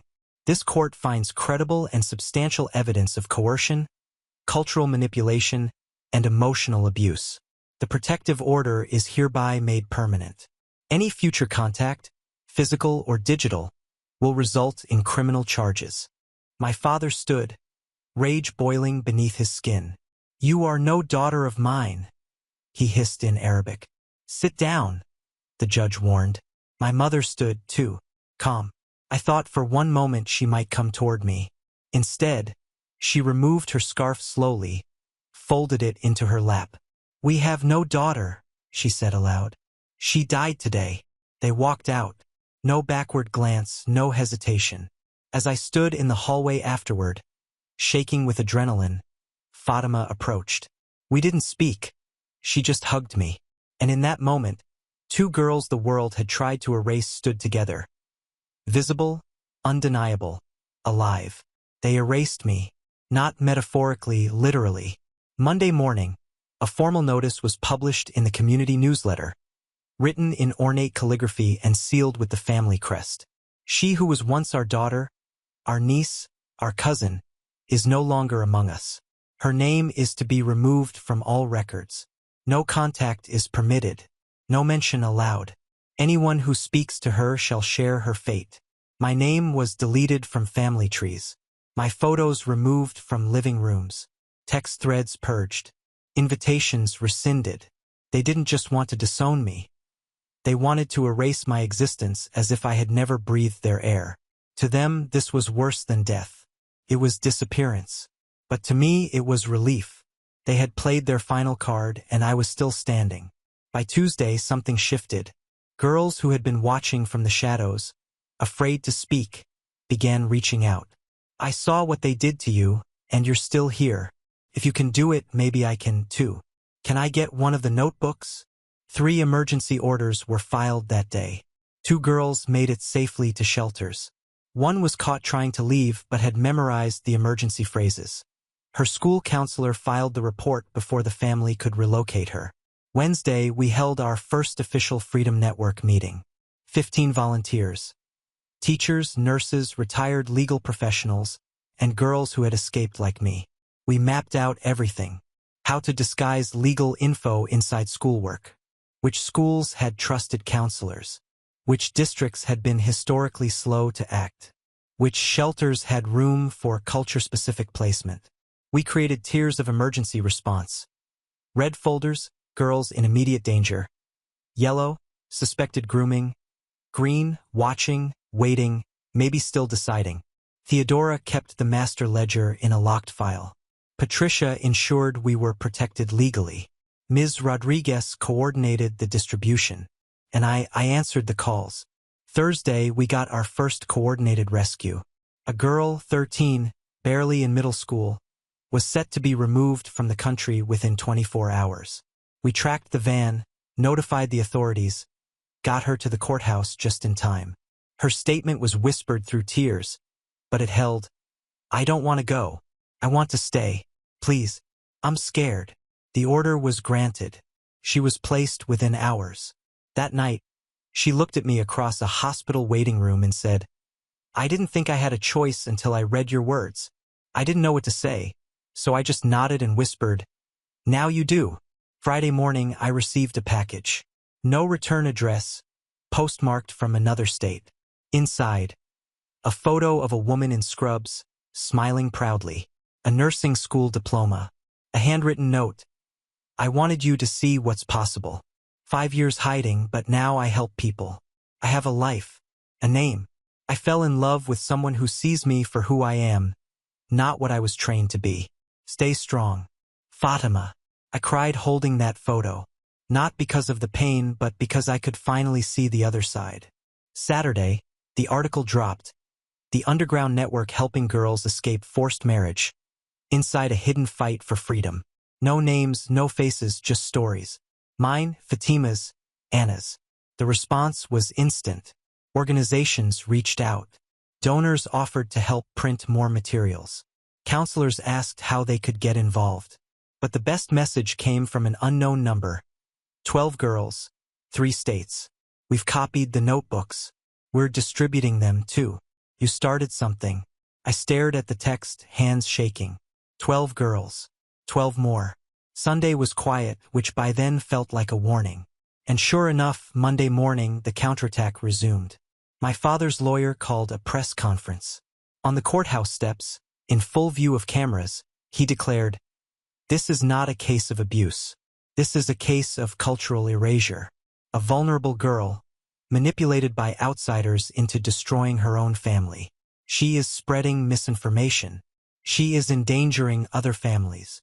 Behind him stood community leaders, nodding solemnly. It was theater, but dangerous theater because it planted seeds of doubt.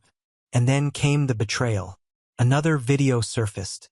This time, Margie and 4 other girls from the Wife Skills group sitting side by side. Faces blank, voices monotone. She lied to us. She said our parents were monsters. She made us think marriage was a cage. I could see it in their eyes, the fear, the pressure. They didn't believe what they were saying, but they had to say it. Theodora reached to shut the screen. "Don't watch."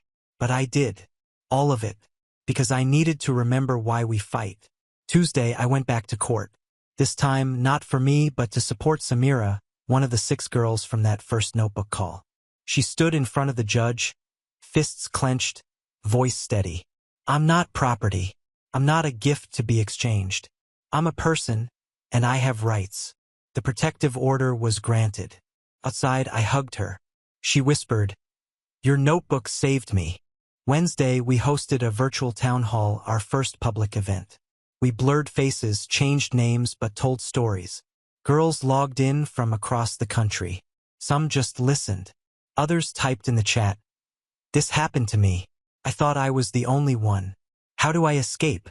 We built a directory that night. Mapped safe houses, assigned response volunteers. The Freedom Network wasn't just real. It was growing. And then came the last message I'll share with you. A girl, 11 years old, sent through a borrowed school tablet. "I found one of your notebooks. I can't talk out loud, but I wrote the phone number on my hand. If they find it, I'll say it's for math class. Please don't forget about us." I won't. I never will. Because they tried to erase me, but instead, They created a blueprint, a network, a warning, a war cry. The battle isn't over, but the silence is.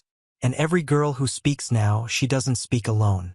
Now on to the next story. Story 3. My parents said I was too stressful for Christmas. Let my sister call the shots. Now they're homeless while I'm spending the holidays in peace. I, a 31-year-old man, was sitting on my beat-up leather couch last December, surfing around Reddit on my phone while watching ESPN in the background. It was one of those dreary Sunday afternoons when you don't really care about the game, but need anything to fill the emptiness of your lonely flat. Outside, it was beginning to snow. One of those heavy, silent snowfalls that makes the world seem quieter. The kind that accumulates up on windowsills and transforms street lights into fuzzy halos. My apartment isn't particularly appealing. It's a one-bedroom in the less desirable section of town, but the rent is low enough that I can save a little money each month. The walls are too thin, the neighbors are excessively noisy, and the heater never works properly. But it is mine. I pay for it through my construction job, which is not glamorous by any means, but pays the bills. I've been with the same employer for 5 years, working my way up from basic laborer to crew supervisor. My hands are constantly rough and my back is always sore. But there's something rewarding about making something with your own 2 hands that office workers will never comprehend. At the very least, it pays my bills and it appears to do the same for others. When my phone rang with Dad's name, I nearly didn't answer. The last 3 times he called, it was to borrow money for a household emergency. First, there was the water heater, then the property taxes, and then a plumbing disaster. But family remains family, right? That's what I kept telling myself anyway. That's what kept me sending money month after month, even though I should have been saving for my future. Hey, what's up? I asked, muting the television. Jake? My father remarked. His voice seems casual, as if we just spoke yesterday, despite the fact that I hadn't heard from any of them in 3 weeks. Listen, about Christmas this year. We think it's better if you don't come. I sat up straight and nearly dropped my phone. The game on the TV continued, but all I could hear was the blood rushing through my ears. What? I managed to ask, thinking that I had misheard him. He let out the frustrated sigh he'd mastered over the years. The one that makes you feel like you're still a 10-year-old questioning why the sky is blue. Sierra's having a rough time lately. You know how sensitive she gets. All that tension between you two. It's just easier for everyone if you sit this one out. My sister Sierra, of course, the golden child, the one who could do no wrong, even when she completely fouled everything up. 2 years older than me, yet still handled as if she were made of glass. Let me get this straight. I started slowly, trying to maintain my conversational tone. You're uninviting me from Christmas, family Christmas, because Sierra is having a rough time. Don't make this a big deal, Jake, Dad said impatiently. I could almost picture him waving his hand dismissively like he often did when I brought up something important to me. It's just one day. You'll survive. That's when I felt something crack within me, like a wire that had been pulled too tightly for too long. All of my animosity, aggravation, and instances when I'd bitten my tongue for the sake of family harmony rose to the surface at once. One day, I said, my voice rising despite my efforts to keep it under control. And what about the $7,000 I've paid toward your mortgage this year? Does that mean nothing? Am I just good enough to pay your bills, but not good enough to sit at your table? There was a long, uneasy hush on the other end of the telephone. I could hear him breathing, probably trying to figure out how to coax me into backing down like he always did. Eventually, he cleared his throat. That's different. You offered to help out. Don't throw that in our faces now.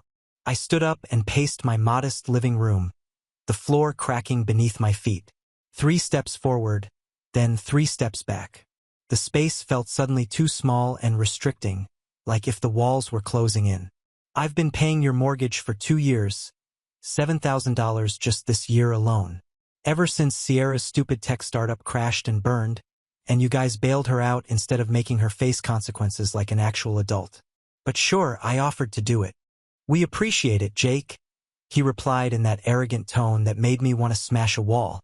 The same tone he used when I informed him I was going to trade school instead of college. But this isn't about money. It's about family. Sierra needs a stress-free environment right now. She's in a very vulnerable place. I stepped to my window and watched the snow build up on the street below. My reflection began back at me. Tired eyes, 3-day stubble, the appearance of a man who has been taken advantage of for far too long. Behind me on my coffee table stood a stack of bills that I had been putting off paying because, as usual, I had sent my parents' mortgage money first. Family. I laughed, and the sound was terrible even to my own ears. It's funny how I'm family when you need my money, but not when it's time to gather around the Christmas tree. It's funny how Sierra's vulnerable place is more important than the fact that I've been working tirelessly to keep a roof over all of your heads. You're being dramatic, he began, but I'd had enough of being stopped, dismissed, and serving as the family's ATM. No, Dad, you made your choice. Enjoy your Sierra-friendly Christmas, but don't expect another dime from me. Not tomorrow, not next month. Not ever again. I hung up before he could react, throwing my phone onto the couch as if it were burning my hand. My heart was beating and my hands were trembling with wrath and possibly relief. For once, I stood up for myself rather than simply accepting it. I grabbed my laptop from the side table and sat back down, launching my banking app. It was time to make a life-changing decision. Let me tell you about my ideal sister, Sierra, a 29-year-old woman. I need you to comprehend what I've been going through all these years. Honor roll student, college volleyball star, homecoming queen, mom's darling angel and dad's clever girl. The kind of sister who borrowed your belongings without asking and then behaved like you were the jerk when you demanded them back. She got a car for her 16th birthday, whilst I got a watch for mine. She never had to have a summer job since she needed to focus on her studies. Yet, I've been mowing lawns since I was 14. Our childhood bedroom doors reveal the entire story. Hers was decorated with ribbons, medals, and prizes. Mine received only one participation award from Little League, which Dad described as a good start, with a disappointed expression in his eye.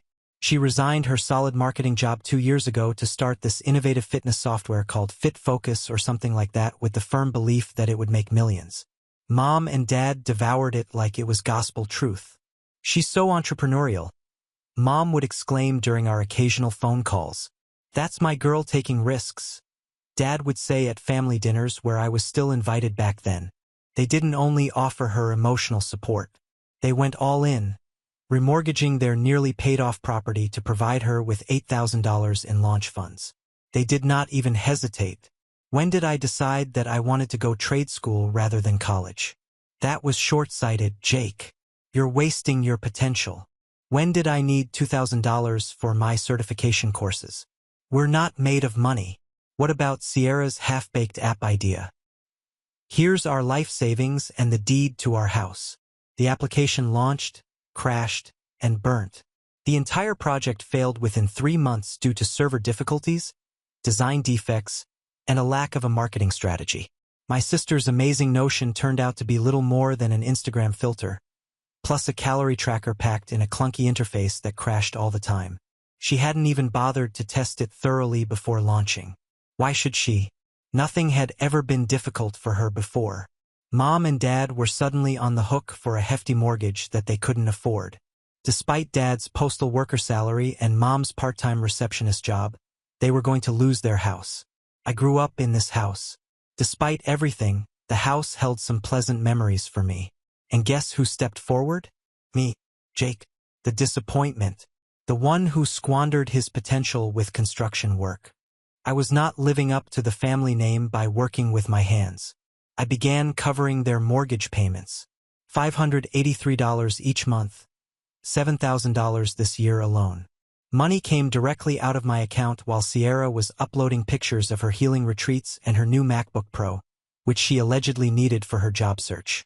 I've never complained. I just gritted my teeth and sent the money each month. I picked up extra shifts, worked on weekends. I skipped vacations. I drove my 10-year-old automobile with 170,000 miles on it, hoping it wouldn't break down. I lived in my terrible apartment with noisy neighbors and erratic heating because that was all I could afford while supporting 2 households. Sierra was living rent-free in their basement, raiding their fridge, watching Netflix, and discussing her next big idea, which was definitely going to work out this time, guys. For real. Do you know what the worst part was? She never said thank you. Never acknowledged that her failure had consequences and that I bore the brunt of them. At Thanksgiving, which I was still welcome to at the time, she had the audacity to ask why I didn't have a real job with my full potential so I could afford a better automobile. I almost choked on my turkey. And now I was not invited for Christmas. The one day of the year when even the most dysfunctional families pretend to enjoy one another for a few hours. The day I'd been secretly looking forward to because it meant a great lunch that I didn't have to cook myself and the sense of belonging somewhere, even if just for a couple hours. I grabbed my laptop and logged into the bank account I had set up particularly for their mortgage payments. My name was on it since Dad couldn't figure out internet banking, and Mom simply laughed and said, "You're so good with money, Jake." There it was.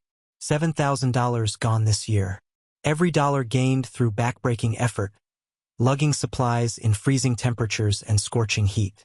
Each payment reminded me of the family who only wanted my pocketbook. I went to the automatic payment options and chose to cancel all scheduled payments. My finger briefly hovered over the confirm button before hitting it firmly. A message appeared stating that all scheduled payments had been canceled. I went a step further and moved the funds I'd set aside for their January payment back into my own account before closing the laptop with a satisfying snap. For the first time in 2 years, I felt able to breathe again. I felt like I was regaining control of my own life. Let's see how exposed Sierra feels once the bank begins sending foreclosure notices. The next few weeks went by as usual, except that I was suddenly $583 richer every month. It's amazing how much breathing room this gives a guy. I even bought myself a new pair of work boots with extra arch support, which helps when you're on your feet for 10 hours a day. A modest luxury, but it felt enormous. Snow continued to accumulate outdoors. December in Michigan is no joke. The temperatures plunged into the teens and the wind chill made them feel like negative figures. I kept showing up at job sites, swinging hammers and running saws, returning home with sawdust in my boots and concrete dust in my lungs. Everything became more difficult as the temperature dropped. Materials refused to cooperate. Equipment took longer to warm up, and my fingers remained numb despite wearing heavy gloves. But you know what? I didn't mind it as much because every dime I earned was finally mine. There have been no calls from the family yet. For once, I just wanted to maintain the steady pace of my own existence. Friday night, I met up with my friend Chris at a pizza joint near his apartment. We've been pals since we were kids, sneaking cigarettes under the high school gym. He's now a plumber, earning decent money when people's pipes burst in the winter, which is pretty much a guaranteed income stream in Michigan from December to March. The place was full with Friday revelers, couples on dates, families with boisterous children, and groups of friends beginning their weekend. Classic rock playing over the speakers, the scent of pepperoni and cheese in the air, and the continual talk of people having a good time. Chris passed a soda over the table to me, giving me a skeptical look. "You look different," he commented. "Less, I don't know, stretched out, like you're not carrying a piano on your back anymore." I took a long sip and let it all out. Dad's call. Sierra's turmoil. Being barred from Christmas after covering their mortgage for 2 years in a row. Chris's jaw dropped. A half-eaten slice of pizza frozen halfway into his lips. "You're kidding me. They actually uninvited you after you've been paying their mortgage." I nodded and grabbed a chunk of the pie between us. "Yep. So I canceled all the payments. They don't know yet." He threw his head back and laughed so loudly that the table next to us looked up. "Holy man, that's cold as ice. When will they find out?" "End of the month when the payment doesn't go through. Right after Christmas." I couldn't stop the grin from creeping across my face. First, they have the perfect family Christmas without me. Then, they get a call from the bank regarding their missed payment. Chris lifted a glass. "Don't be a doormat anymore." We clinked our drinks. For the first time in years, I felt in charge of my own life. "You know they're going to freak out, right?" Chris asked, wiping the pizza grease from his beard. "Like a nuclear meltdown level freak out." I shrugged. "Let them. I'm done caring." "Good for you, man," he said, nodding. "About damn time." I've been watching you kill yourself for them for 2 years while they treat you like garbage. Should have cut them off a long time ago. He was correct. Of course I should have, but there's something about family. Some foolish, ingrained loyalty that makes you keep trying even when it's evident you're the only one making an attempt. The days went by. For Christmas, I purchased myself a 55-inch smart TV that works. Why not? It was my money. I even got one of those fake trees from Walmart and placed it in the corner of my living room. I put a couple of wrapped presents under it. Just things I bought for myself, but it made the room look festive. If I didn't go to their Christmas party, I'd make my own. Meanwhile, neither of them had called. Not Mom to make sure I was okay. Not Dad to apologize. Sierra would never thank me for providing a roof over her ungrateful head for the past 2 years. Just silence. And for once, the silence felt lovely. I went grocery shopping and splurged on ingredients for a proper Christmas dinner. Not the dried-out turkey and lumpy mashed potatoes Mom used to make, but a lovely steak, some roasted potatoes, and fresh green beans. The type of meal I never bothered to prepare for myself since it seemed like too much work. As I was packing my cart, I ran across Mrs. Peterson, an old neighbor from when I was growing up. She seemed surprised to see me. "Jake, how are you, dear? Getting ready for Christmas with your parents? I just saw your mother yesterday at the store. She was buying so much food. As usual, that woman always cooks enough for the army." I forced a smile. "Actually, I'm not going this year. Just having a quiet one at my place." Her face fell. "Oh, I'm sorry to hear that. Is everything okay?" "Everything's fine," I lied. "Just a change of plans this year." As I went away, I imagined them putting up their normal holiday decorations. Mom hung the stockings, one for each of them, but none for me this year. Dad battled with the tree lights while Sierra sat on the couch, most likely reading through Instagram rather than helping. I put a container of ice cream in my trolley and smiled. They didn't know what was on my way. The first communication arrived 3 days before Christmas. I was at Home Depot getting materials for a side job I'd picked up to fill the idle week between Christmas and New Year's when my phone buzzed with a text from Mom. "Jake, honey, the bank called about the mortgage payment. They said it didn't go through. Is everything okay with the account?" I slid the phone back into my pocket without answering. Allow them to sweat. 2 hours later, Dad called. I immediately sent it to voicemail.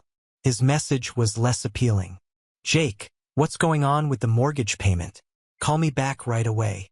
I did not. Then followed Sierra's text. Usually the last to notice a problem, but the first to make demands. "Jake, Mom and Dad are freaking out about the mortgage. Fix it now." I was sitting on my new couch watching TV and eating pizza as a treat when I decided to answer. Not to her, but to Mom. "Sorry, can't help with the mortgage anymore. Tight budget. Christmas is expensive. You understand?" Short. Direct. They gave me a casual dismissal. Her response arrived nearly immediately. "What? But we're counting on that money, Jake. We can't make the payment without you." I took another mouthful of pizza, allowing the cheese to stretch and eventually snap. "That's tough. Maybe Sierra can help out. She lives there rent-free anyway." Then I silenced my phone and returned to the nature documentary I was watching, which was about penguins. Interesting stuff. The following morning, I had 8 missed calls and 3 voicemails from Dad, each one angrier than the last. The final one was an actual explosion. "Jake, you can't just stop paying with no warning. The bank says we're already late. Call me back now." Sierra sent a series of progressively frantic texts. "WTF, Jake? Answer your phone. You're ruining everything on purpose. Mom is crying because of you." Good. Let her cry. Allow them to experience what it's like to be the people no one cares about. I texted Mom once again. "Sorry. Already spent the money on Christmas gifts for myself. Good luck with the payment." I then blocked all 3 of them. Christmas was just 2 days away, and for the first time I was looking forward to spending it alone. That afternoon, I saw my neighbor Tom in the parking lot. He's a nice guy who works nights as a security guard and always brings in my things while they're waiting outside my door. "Hey man, you're looking cheerful," he commented as he assisted me in transporting my new TV box from the car. "Hot date for Christmas?" I laughed. Nah, just treating myself this year. Family-free holiday. Lucky you, he grumbled, guiding the box through my tight threshold. I've got the in-laws coming. 3 days of my father-in-law telling me I mounted the TV wrong and my mother-in-law rearranging my kitchen cabinets. We brought the TV inside and I offered him a cup of Pepsi from my fridge in appreciation. As he left, he turned back. Hey, if you're on your own for Christmas, why don't you come over for dinner?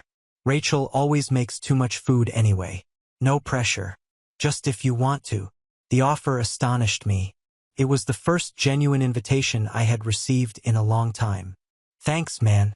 I'll think about it. I thought about it. It was great to know that someone wanted me around for Christmas and not just my money. Christmas morning brought another heavy snowstorm. I slept in until 10 o'clock, which is something I never get to do because of my job schedule. There is no alarm, no need to rush to the employment location, and no family duties. Simply peace and quiet. I cooked myself a full breakfast, bacon, eggs, the works, poured some fine coffee I had purchased, and put on the Christmas music channel just because I could. Around noon, someone began hammering on my door, the type of pounding that indicates business, not Tom's friendly knock or the delivery man's fast rap. Through the peephole, I saw Dad standing there in his winter coat. His face flushed with either cold or fury, most likely both, and his breath creating small clouds in the icy corridor air. I opened the door while keeping the chain on. "Merry Christmas," I replied, relishing the way his eyes furrowed. "What the hell do you think you're doing?" he exclaimed, his voice echoing down the hallway. "The bank called again yesterday. We're late on the payment." I leaned against the door frame. "Yeah, that happens when you don't pay your bills. You know we can't afford it without you," he said, peering through the crack in the door at my apartment. I could see him noticing the Christmas tree, wrapped presents, and the new television in the background. "Funny how that works," I said quietly. "I can't afford to help people who don't consider me family enough to spend Christmas with." His face became an even deeper shade of red. "This is childish, Jake. This is about our house. Your mother is beside herself. Should have thought about that before you kicked me out of Christmas." I shrugged. "How's Sierra handling the stress? Still feeling vulnerable?" "This isn't about Sierra. It's always about Sierra," I interrupted him. "Even now you're standing at my door on Christmas Day. Not to invite me over or apologize, but to demand money. That's all I am to you guys. An ATM." He changed tactics, his voice suddenly pleading. "Jake, please. We'll lose the house. We're already behind." "Not my problem anymore," I answered, shutting the door. He kept hammering and cursing before giving up and leaving. I heard his car start, the engine straining in the cold before eventually turning over. I returned to my Christmas brunch, turned up the music, and made another cup of coffee. For the first time in years, I felt able to breathe. My phone flared up with a text from an unfamiliar number. Mom was using Sierra's phone to bypass my block. "Jake, please. We need you. We're family." I wrote back. "Families don't uninvite members from Christmas to keep the golden child comfortable. Families don't take $7,000 from someone and then throw them away. Merry Christmas." Then I blocked Sierra's phone number and spent the rest of the day in glorious, tranquil solitude. I cooked my steak properly, medium rare, just like I like it. The potatoes were crunchy on the exterior and fluffy inside. I ate at my small table with genuine napkins and a real plate rather than the paper ones I usually use. I even got myself a tiny apple pie for dessert. After dinner, I opened the gifts I'd wrapped for myself, which included new headphones, a couple of video games I'd been wanting, and a decent watch to replace the cheap one that had finally died after 5 years. Small things, but things I denied myself because the $583 had to go to them first. As I was trying out the headphones, there was another faint knock on the door. "Mom." I ignored it, cranked up the level on my headphones, and pretended I could not hear. She knocked for a while before giving up. Later, I discovered a card she had slid under the door. Inside came the standard generic Christmas message signed, "Love, Mom and Dad." It wasn't even written personally for me. It was a store-bought card that they presumably had plenty of. There was no indication of expressing sorry for not inviting me. There was no acknowledgement of anything I had done for them. Simply a card that might have been handed to anyone. I threw it in the garbage and returned to my tranquil evening. Around 8 p.m., Tom texted to ask if I wanted to come over for dessert and games. I took him up on it and spent the evening with his family playing board games and eating handmade cookies. His kids were actually rather cool. We discussed construction because the 10-year-old was quite interested in it. His wife, Rachel, was friendly and accommodating, never making me feel like a charity case. I walked back to my place at around midnight. The snowfall had finally ceased. The world is silent and still. For a family-free Christmas, it hadn't been too horrible. The week between Christmas and New Year's was when things truly became bad for them. On the 26th, I got up early to go to my side job, which was to hang drywall in a basement remodeling for 6 hours. The work was difficult, but the compensation was decent, and it kept my mind occupied. When I arrived home, sweating and covered in drywall dust despite my mask, Chris was waiting in his truck in the parking lot. "Dude," he began when I arrived, "you've got to hear this. My cousin Tommy lives down the street from your parents. Remember?" I nodded, opened my door, and beckoned for him to enter. "They're in full panic mode," he said, following me inside and settling on my couch. "Your dad's going around to everyone in the family asking for loans. Your mom was crying at your aunt's house yesterday, and apparently Sierra's throwing absolute fits." I opened the fridge and grabbed 2 Pepsi, giving one to Chris. "How bad is it?" "Bad," Chris said, grinning. "They missed the payment completely. Bank sent some kind of notice. And get this, your dad had to cancel the cable and internet to try to scrape together some cash. That meant Sierra couldn't even binge Netflix in the basement anymore." That concept made me grin. "Did your cousin say anything else?" I inquired, relaxing into my new chair. Another Christmas present for myself. "Yeah, actually the best part. Your sister finally got a job." I almost choked on my drink. "You're kidding me." "Doing what?" "Cashier at Kroger," he said, laughing. "Apparently, she cried the whole first day because someone yelled at her about coupons." I leaned back, an odd combination of delight and something resembling sadness sweeping over me. Sierra had never had to deal with the real world before. She had never been shouted at by a client, had her feet ache after an 8-hour workday, or been concerned about whether her income would support her expenditures. "Welcome to the working world, sis," I mumbled. "It's not all Instagram filters and startup dreams out here." That night, another SMS came in from an unknown number. My aunt this time. "Jake, honey, your parents are in real trouble.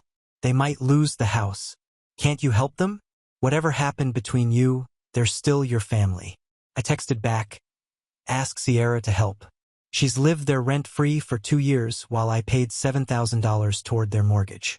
They uninvited me from Christmas because I made Sierra uncomfortable. They made their choice.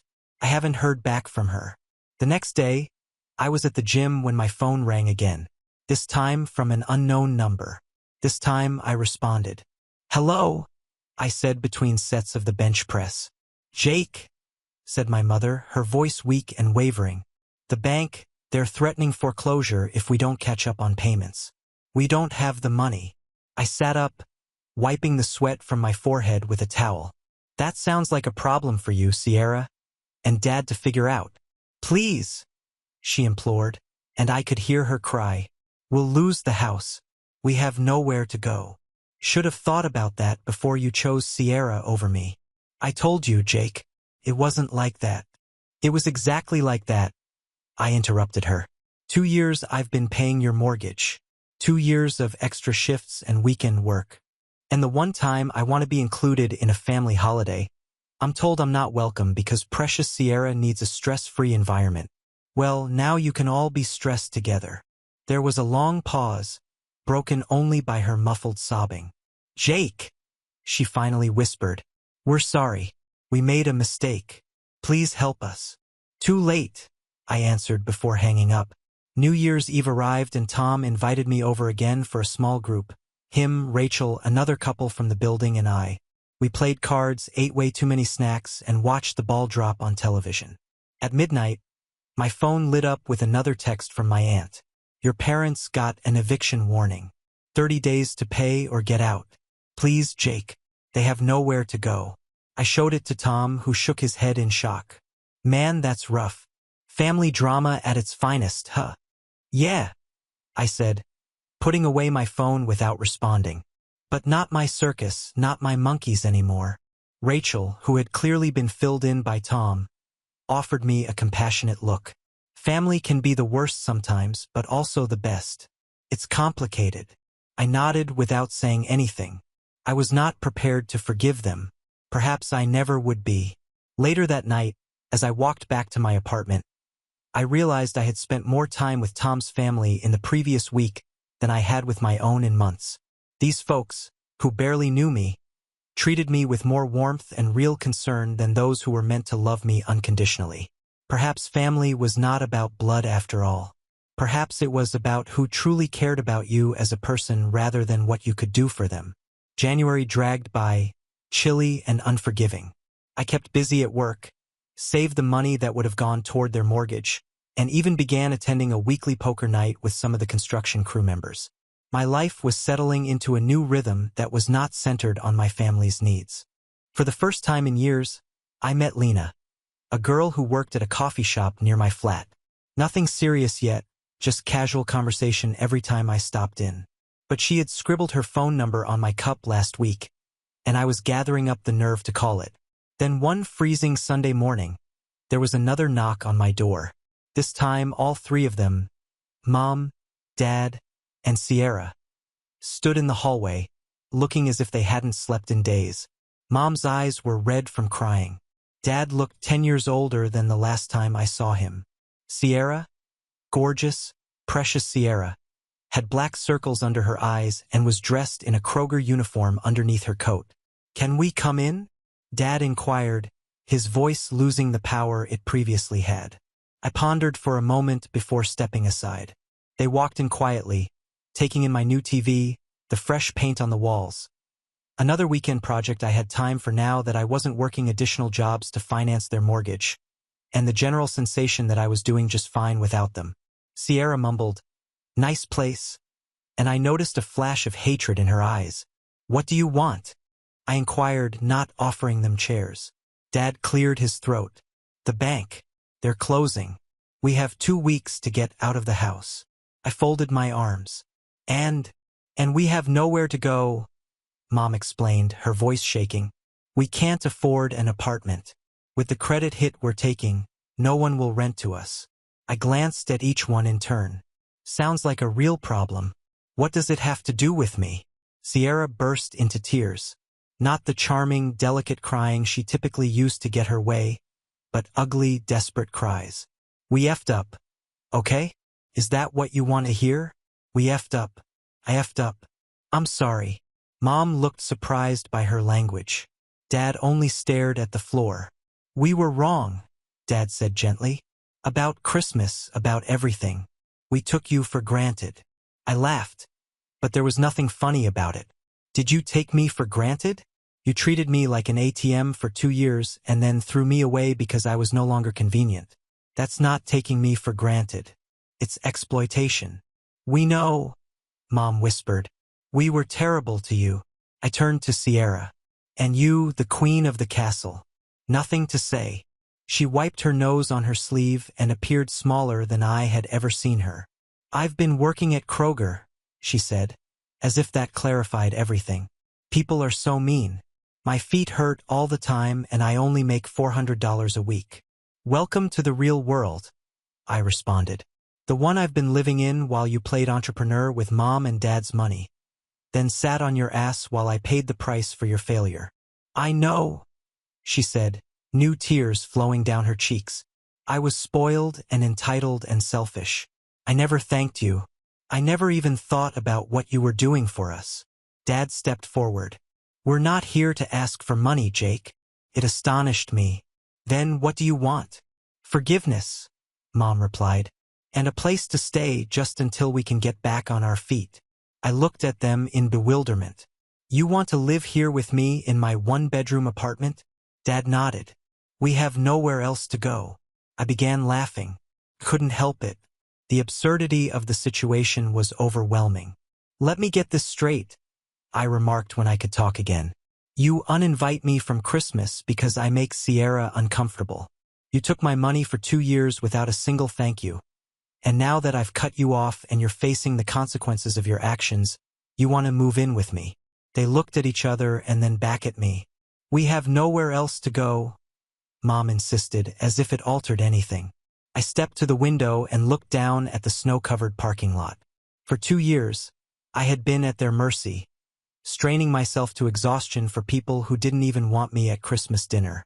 Now they were at my mercy, desperate, destitute, and seeing me as their only alternative. I turned around to face them. "No, no," Dad reiterated. "No," I confirmed. "You can't stay here. Not now. Not ever." "But where will we go?" Mom questioned, her eyes welling up. I shrugged. "That's not my problem anymore. You made your choices. Now you live with them." "Please, Jake," Sierra begged. "I'll sleep on the floor. I'll pay rent. I'll do anything. Like you should have been doing for the past 2 years," I responded with. "Too late now." Dad's expression tightened. "So that's it. You're just going to throw your family out on the street." "Family?" I repeated. "You stopped being my family the moment you decided I wasn't good enough to sit at your Christmas table. The only thing you wanted from me was my money. Well, the ATM is closed." I went to the door and opened it. "I think we're done here." They remained still at first, as if they could not believe what was occurring. "Jake," Mom tried once more. "Please reconsider. We're begging you. It feels terrible, doesn't it?"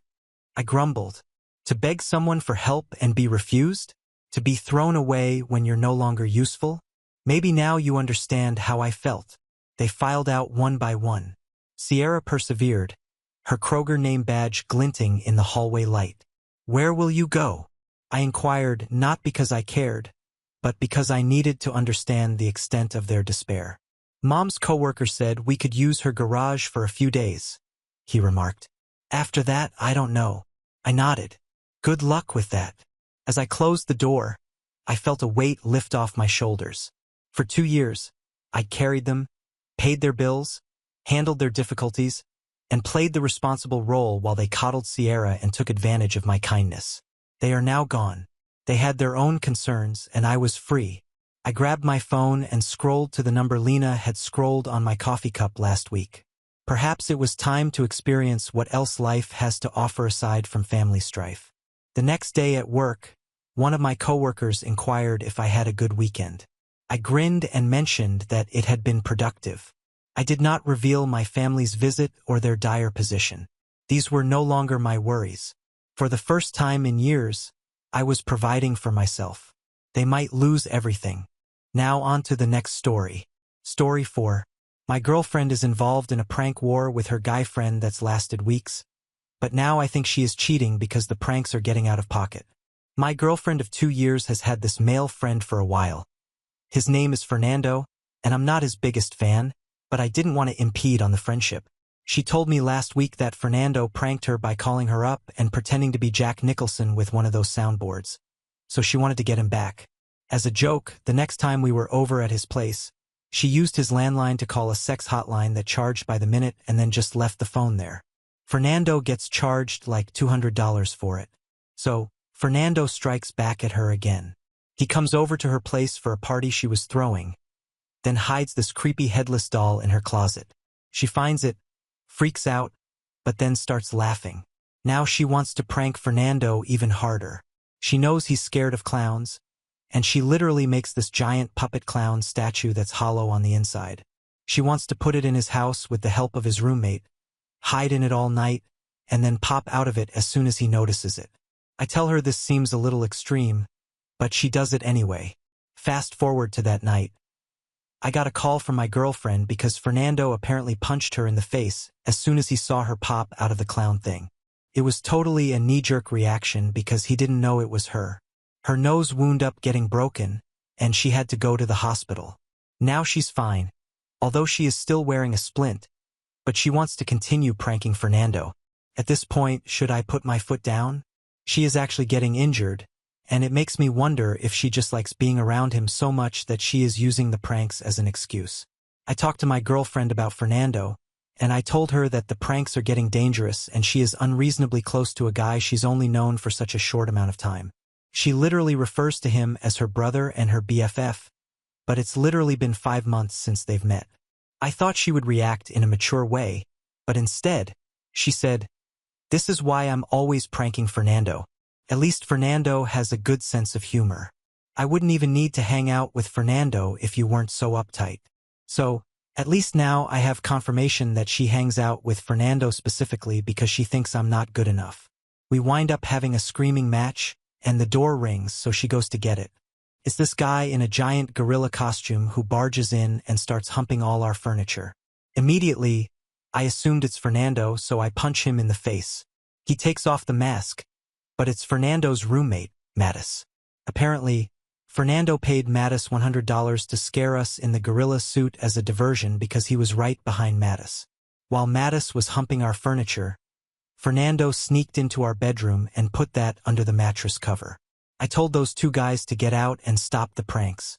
I thought I was finally standing up to Fernando, but my girlfriend said the prank was hilarious and that she was going to give me some time to cool off. She left with Mattis and Fernando. Keep in mind, Mattis's nose was still bleeding and he was still wearing the gorilla suit. I haven't heard from her today, but I saw she posted a picture of a bagel on Instagram this morning, so I know she's awake. I still don't know where she slept last night or what happened with Fernando. I want to break up with her because I'm so angry, but strangely enough, I still really love her and don't want to waste 2 years. I broke up with my girlfriend. I told her pretty much exactly what was suggested.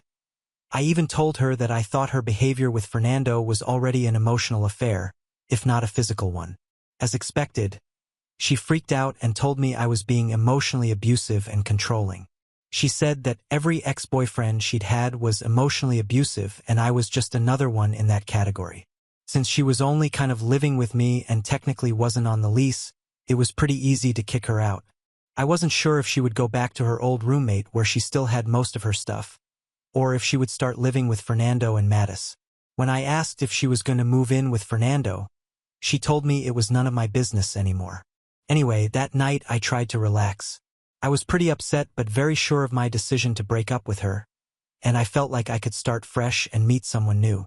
Then I started getting a bunch of random calls from a restricted number. But when I picked up, no one spoke. I put my phone on silent, figuring it was one of her childish schemes. In the morning, I saw that I had 60 missed calls from restricted numbers. Then I got a text from Fernando asking if he could come over to pick up my ex's stuff. So yeah, she moved in with him. I tried to be polite because I just wanted her things out of my apartment, but I also wanted some closure. When he arrived, I told him that his relationship with her directly influenced the breakup and that I knew they were together now. Fernando looked at me surprised and said that he didn't think my ex was into him and that he definitely wasn't into her. I told him to cut the crap, that it didn't matter anymore. He started getting nervous and anxious, so I told him to calm down, that I wasn't going to hurt him, and I just wanted to understand the situation. Then he told me that he knew he contributed to our breakup, but not in the way I thought. Apparently, it was Mattis, not Fernando, who wanted to be with her. Mattis was too shy and asked Fernando to befriend my ex and act as his wingman since Fernando had a lot of female friends. Mattis thought that would help him gain her trust. Fernando insisted that the reason he kept pranking her and acting goofy was to make it clear that their relationship wasn't romantic. Apparently, Mattis paid Fernando back for all the times he lost money on pranks, and Mattis was actually the one who paid for my ex's broken nose. I told Fernando that was a stupid plan because my ex moved in with him specifically to be with him, so that sucked for all three of them. Fernando got extremely upset and seemed to be practically shaking at the idea that my ex had feelings for him. So now my ex is living with the guy she has a crush on who doesn't have feelings for her, and the guy who has a crush on her but was too weird and creepy to say it. I hope they all have fun together. I'm sure she'll contact me again once she realizes the wrong guy is interested. I'm sure she'll come back to me when she realizes the wrong guy is the one who's interested. And it didn't take long for that to happen. At first, I felt relieved to finally be rid of her and all that mess. I could breathe easy without dealing with her ridiculous pranks and unnecessary drama. But as expected, the peace didn't last. Just over a week after she moved out, I got a message from her. No apologies. No remorse. Just a simple, hey. I ignored it. If she wanted something, she could say it directly. But 3 hours later, another message. Can we talk? I could have blocked her, deleted the message, and moved on, but curiosity got the better of me. Not because I wanted her back or had any hope, but because I wanted to see how this mess had played out. I replied with a dry about what, giving her no room for small talk. She took a while to answer, but when she did, it was a long message saying that we needed to talk about us, that she missed me, and that she didn't think things should have ended like this. I laughed to myself because she talked as if she had been the one to break up, as if I hadn't kicked her out of my life after all the humiliation she put me through. I left her on read and went about my day, but she didn't give up. The next day, another message. Can we meet? I just want to talk. I promise I won't push anything this time. I didn't ignore her. I replied, if you want to talk, do it here. She insisted on meeting in person, saying it would be better. I told her I didn't see the point, but she kept pushing and eventually I gave in. We agreed to meet at a cafe in the afternoon in a public place. If she tried any drama, at least she wouldn't be able to cause a scene. When I arrived, she was already there, sitting in the back scrolling through her phone with the look of someone preparing for a tough conversation. She still had the splint on her nose, a reminder of how far this stupidity had gone.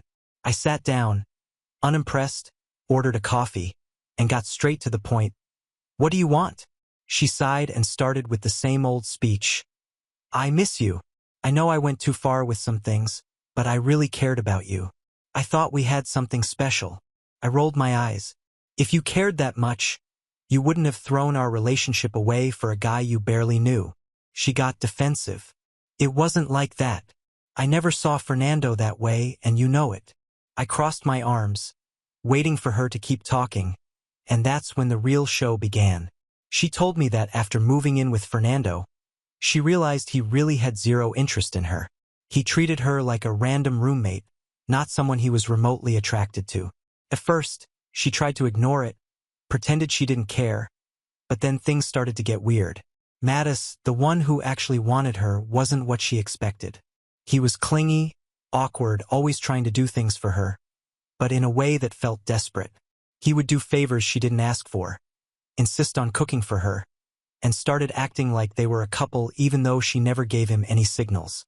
But the worst part, he started making it clear that he expected something in return. One night after a few beers, Mattis randomly told her that it wasn't fair for him to do so much for her and get nothing back. She said she tried to laugh it off as a joke, but he wasn't joking. He straight up told her if she wasn't serious about him, she should just leave. That's when she realized she had nowhere to go. She couldn't go back to her old room because she had already given up the place. She had no money to rent somewhere on her own, and now she was stuck in a house with two guys. One who didn't want her there and another who was becoming increasingly obsessive. That's when she realized she had screwed up, and of course she wanted to come running back to me. I listened to everything in silence, showing little reaction, just sipping my coffee while she spiraled. When she finished, she looked at me expectantly. So, what do you think? I almost laughed. What did I think? I thought she was finally getting what she deserved.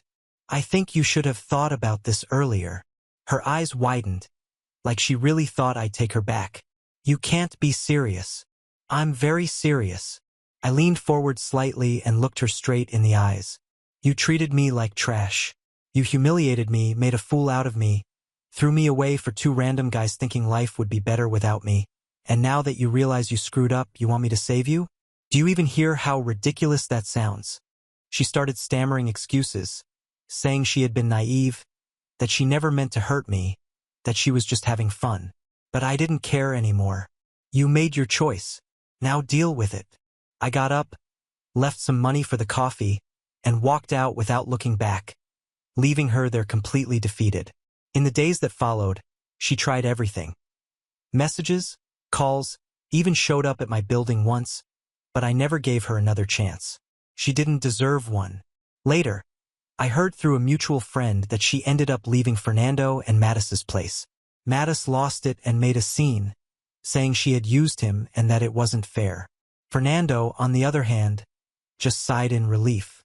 In the end, she had to scramble for a place to stay, and the last I heard, she was crashing on some distant friend's couch.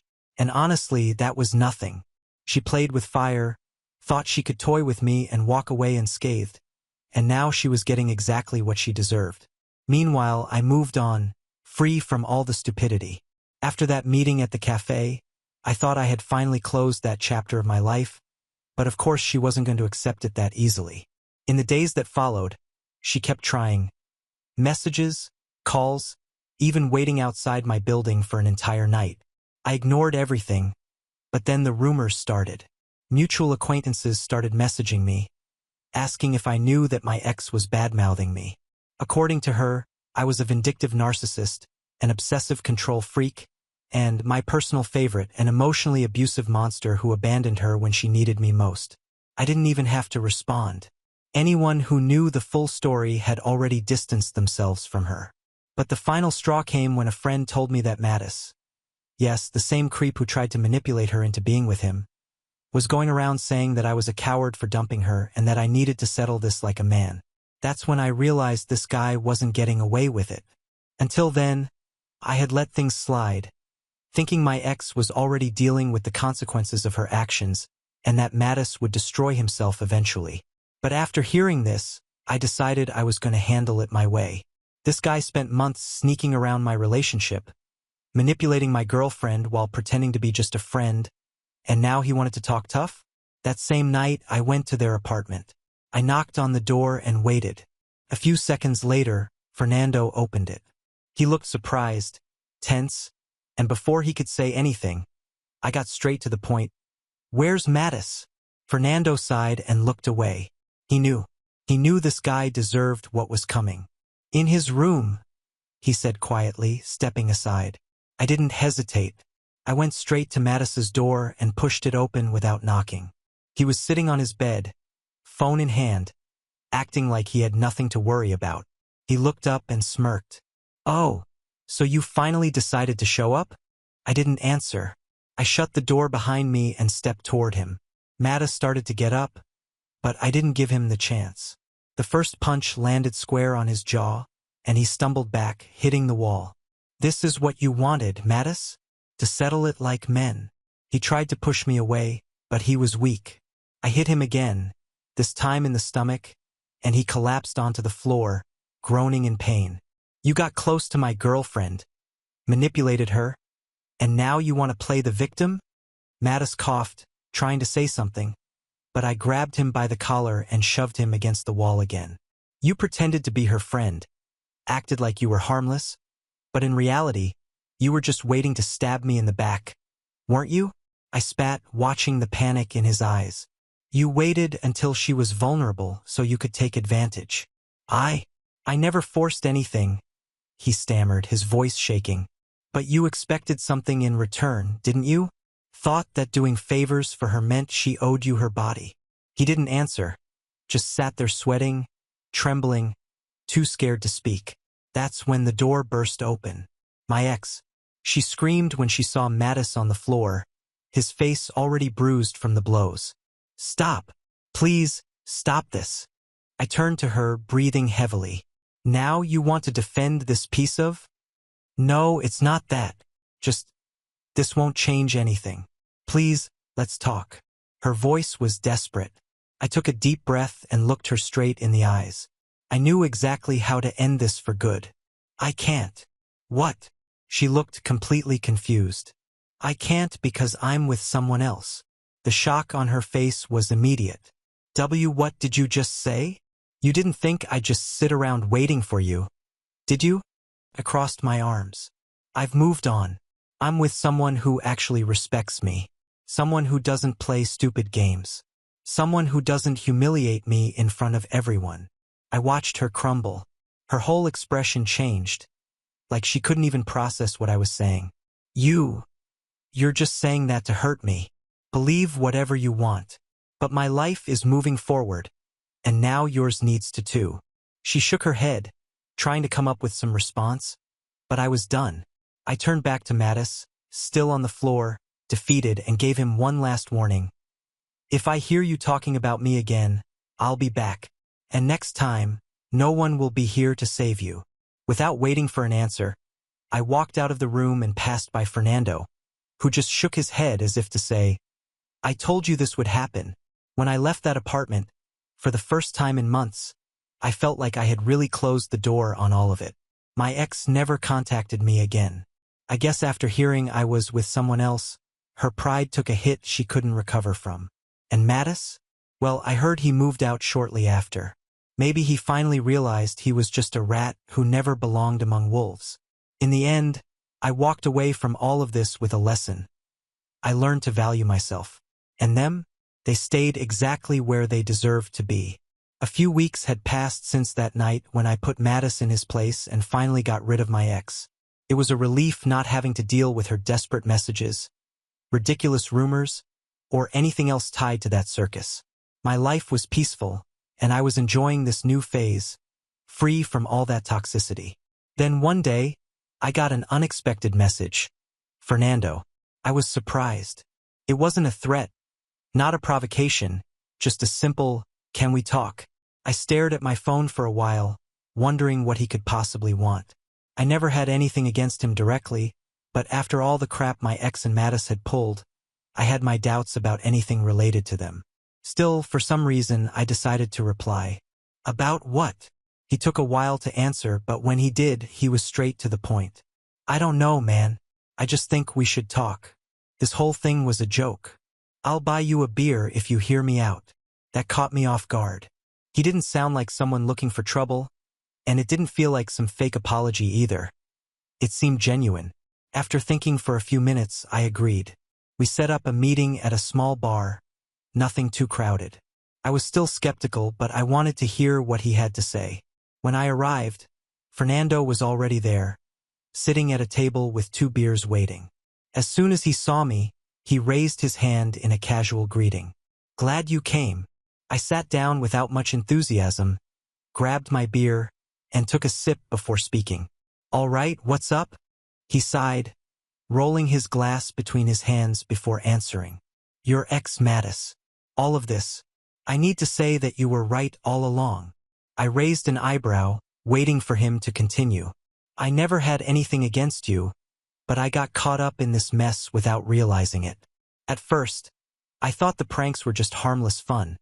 But when your ex moved into my place and started acting like everything was a game, man, it disgusted me. He took another sip and went on. She thought that just because she was there, I'd automatically want her. But there was never anything between us. I never felt anything for her. And when she realized that, she started throwing hints, trying to provoke me. She even suggested that we have some fun, just to see what would happen. I laughed in disbelief, shaking my head. So she tried it on you too? Man, this woman never learns. Fernando laughed too, but then he sighed. The worst part was that when I figured out what was happening, I made a decision. I told her straight up, look, you need to find another place to stay because this isn't going to work. And how did she take it? He chuckled, shaking his head like he still couldn't believe it. She lost it, said it was unfair, that she had been through enough, and that I should understand her situation. Called me a traitor, cold-hearted, everything you can think of. But I didn't care. I just wanted my peace back. I clinked my glass against his. Now you're finally thinking straight, man. Yeah, but here's the best part. She had nowhere to go. Mattis didn't want her there anymore either, so she had to figure it out on her own. Oh, so Mattis finally got tired of the game too? Not exactly. Fernando paused. He was just pissed when he realized she was never into him. She was only using him for a place to stay. I burst out laughing. So the idiot who spent months messing with me, working against me, waiting for the perfect moment to strike, ended up being used and thrown away like trash? Fernando nodded, taking another drink. Exactly, and he didn't handle it well. After she left, he got bitter, started acting weird.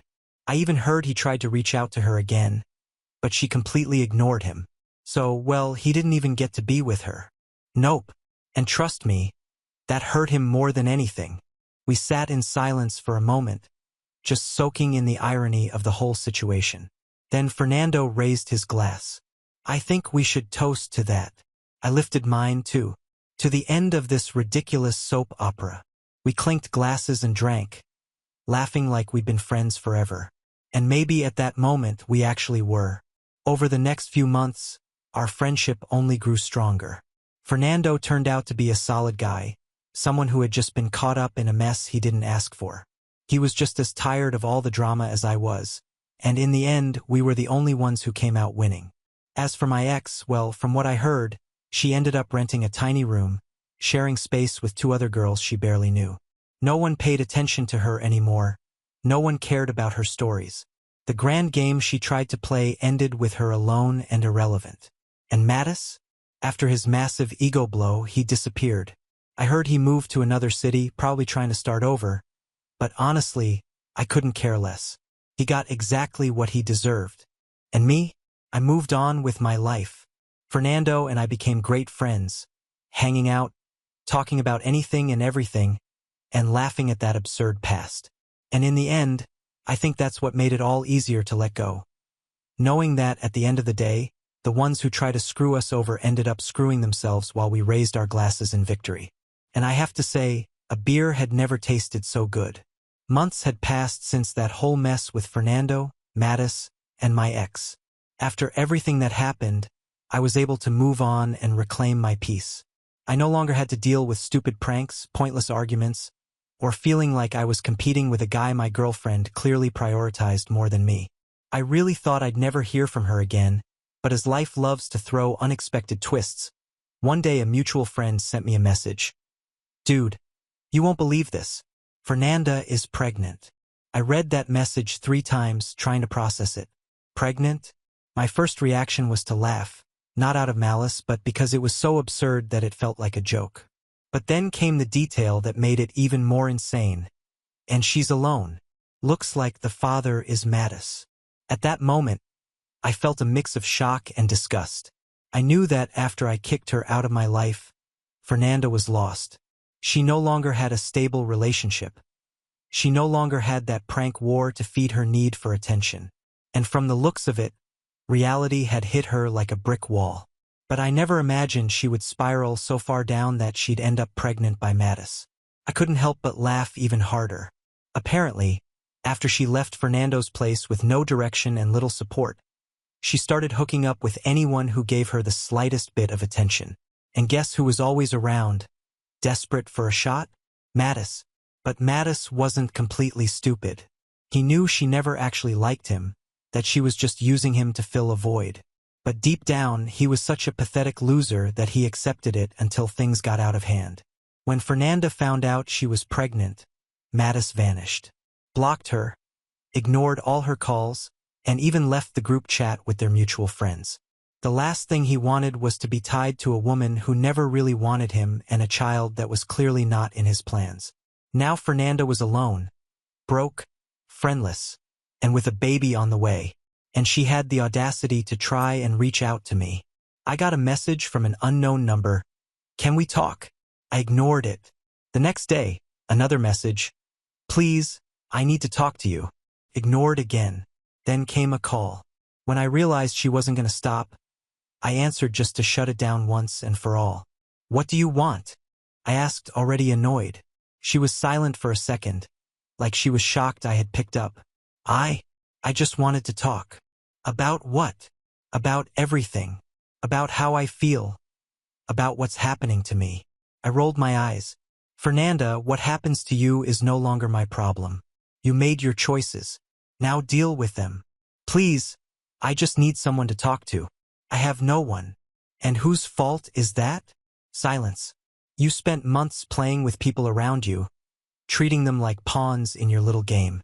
You made a fool out of me, replaced me with your best friend, and now you're begging because he ditched you. I heard her sniffle, like she was about to cry. I didn't know things would turn out this way, but I did. And I warned you. You had everything in your hands and threw it away. And now you expect me to help you. I don't want money. I don't want anything from you. I just wanted someone to listen. then pay for a therapist. I hung up on her. Felt amazing. For a long time, I wondered if I'd been too harsh, if maybe I had overreacted. But hearing her desperate voice, knowing she was finally facing the consequences of her actions, gave me a sense of justice I didn't even realize I needed. And the funniest part?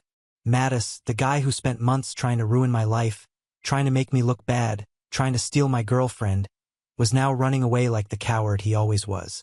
He wanted to play dirty, destroy my relationship, and take my place, but in the end, he was the one who got trapped.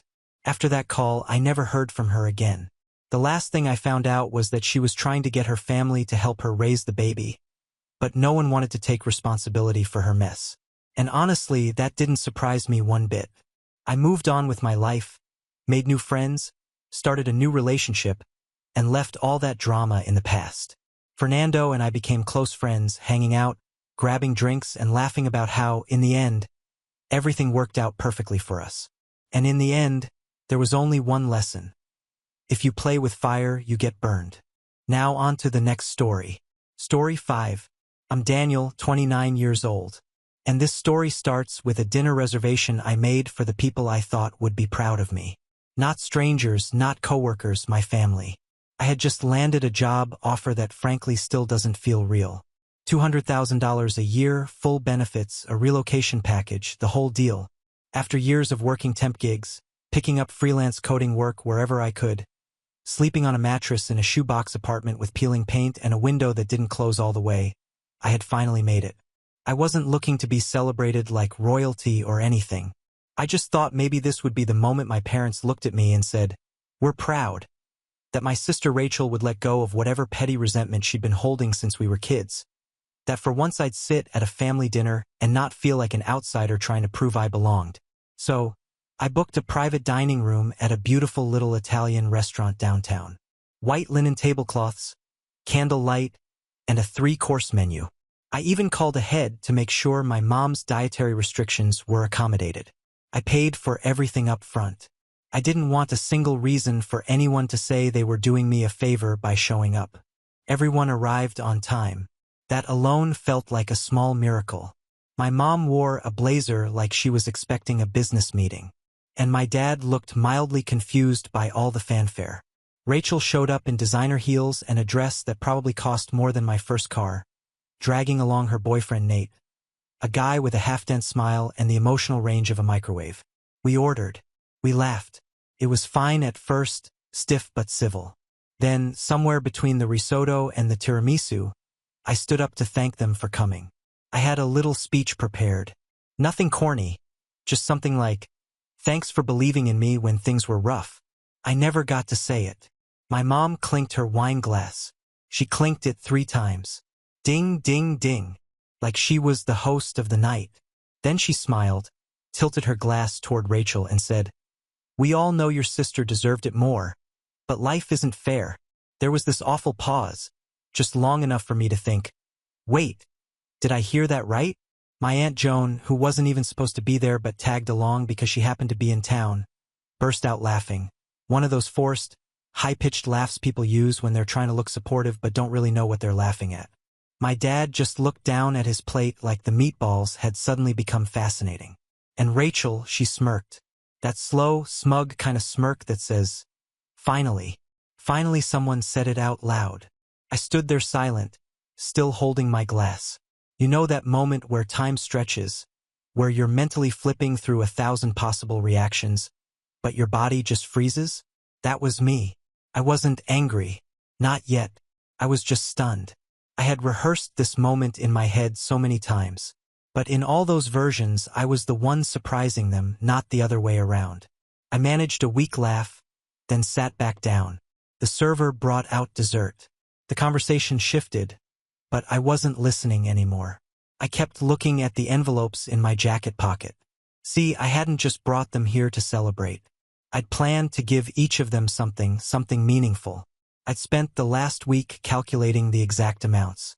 My mom and dad had been in debt for years, constantly stressed about the mortgage and car payments. I was going to pay off both, quietly. No big announcement, no lecture, just a gesture. My aunt, I was going to pay off the medical bill she kept complaining about. Rachel, even after all the things she's done, the backhanded comments, the years of one-upping me, the way she once told her friends I was basically adopted. I was going to write her a check to help cover her grad school loans because I believed that maybe, just maybe, this moment could fix something, heal a few scars. And now I was watching her swirl her wine and whisper something to Nate while smirking in my direction. Like I was the punchline to a joke I didn't get to hear. My mom kept talking. Something about how Rachel was always the star, how she had the discipline and the presence for corporate life, how I was more of a creative soul. Her favorite way of saying I didn't meet her expectations. I watched her mouth move, and for the first time in years, I didn't feel the need to win her over. I didn't want to explain or justify or make her understand me. I was just done. I stood up again. This time, they noticed. My dad looked up. Rachel raised an eyebrow. My mom gave me a polite little smile like she thought I was about to give my toast now. I reached into my jacket pocket and pulled out the envelopes. They weren't labeled, but I knew which was which. I looked at each of them. "You're right," I said, my voice steady. "Life isn't fair." Then I held up the envelopes for a second, just long enough for the flicker of curiosity to pass across their faces. Just long enough for Rachel to actually lean forward slightly, eyes narrowing. "Especially," I continued, "when I was planning to pay off everyone's debts until now." My mom blinked. Rachel's smirk vanished. My aunt froze mid-bite. I slid the envelopes back into my pocket, turned around, and walked out of the restaurant without another word. I heard someone call my name. Maybe my dad. Maybe even Nate. But I didn't stop. And just as I reached the door, I heard it. Rachel screaming, "Wait. What? Are you serious right now, Daniel?" I kept walking out into the cool night air, past the valet, down the block where the streetlights didn't buzz like judgmental eyes.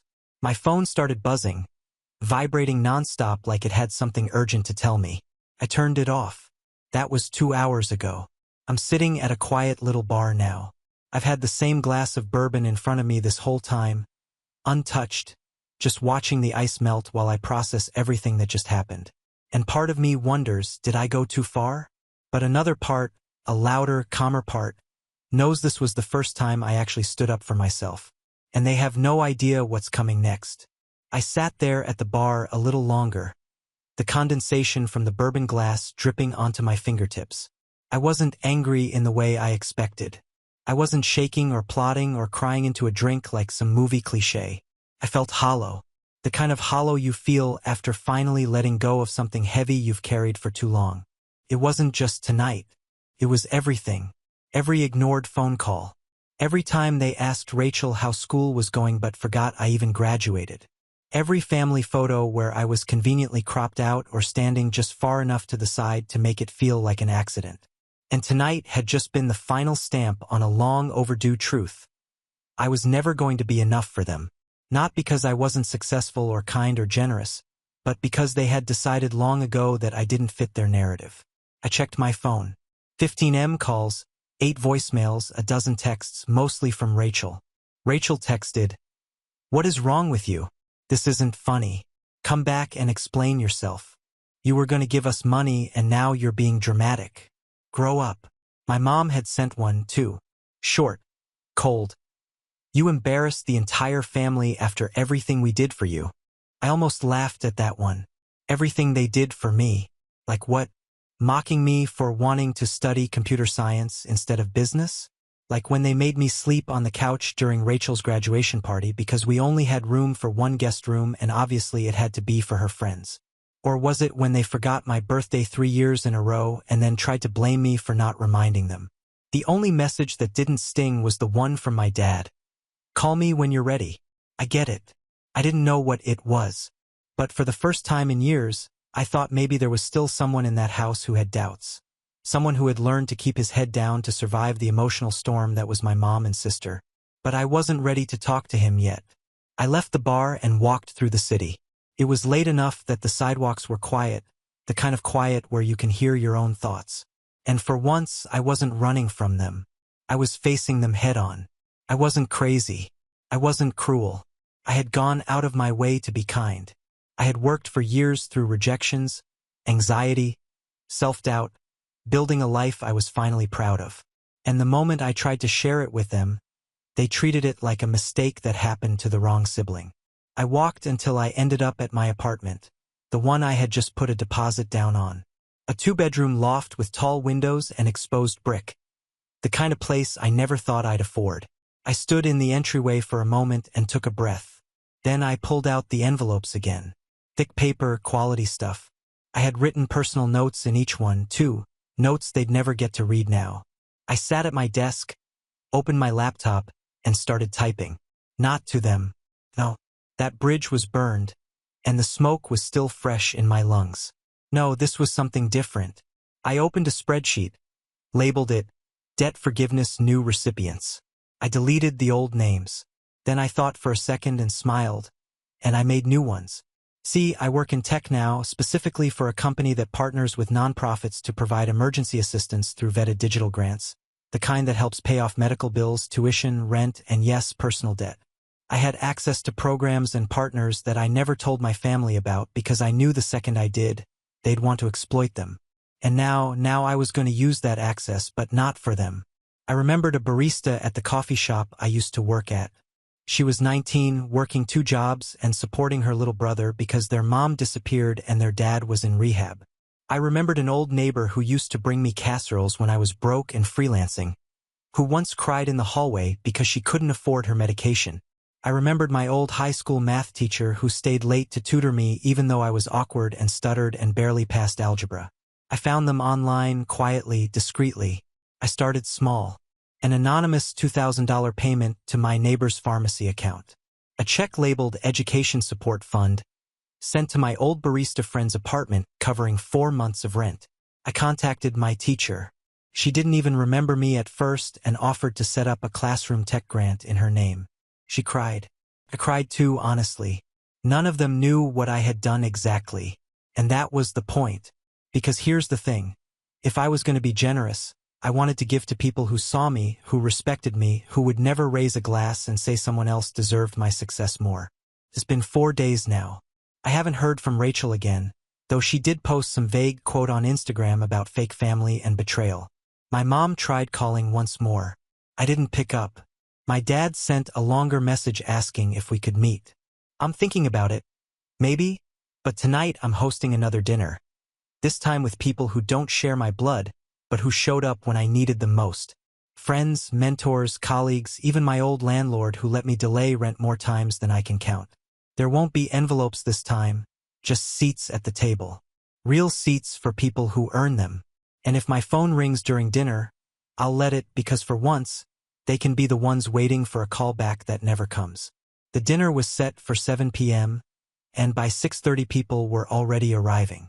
No designer heels, no family power games, no for smiles, just real laughter, real conversation, and people I genuinely wanted to see. I hadn't realized how starved I'd been for that kind of company. People who didn't keep score, didn't treat kindness like a currency to trade. They just showed up. And that alone made this dinner feel like home in a way my family never did. There was Maya, my old coworker from the hardware store, who used to sneak me leftover donuts when I skipped lunch. Steve, my first freelance client, who gave me a shot when all I had was a beat-up laptop and a shaky resume.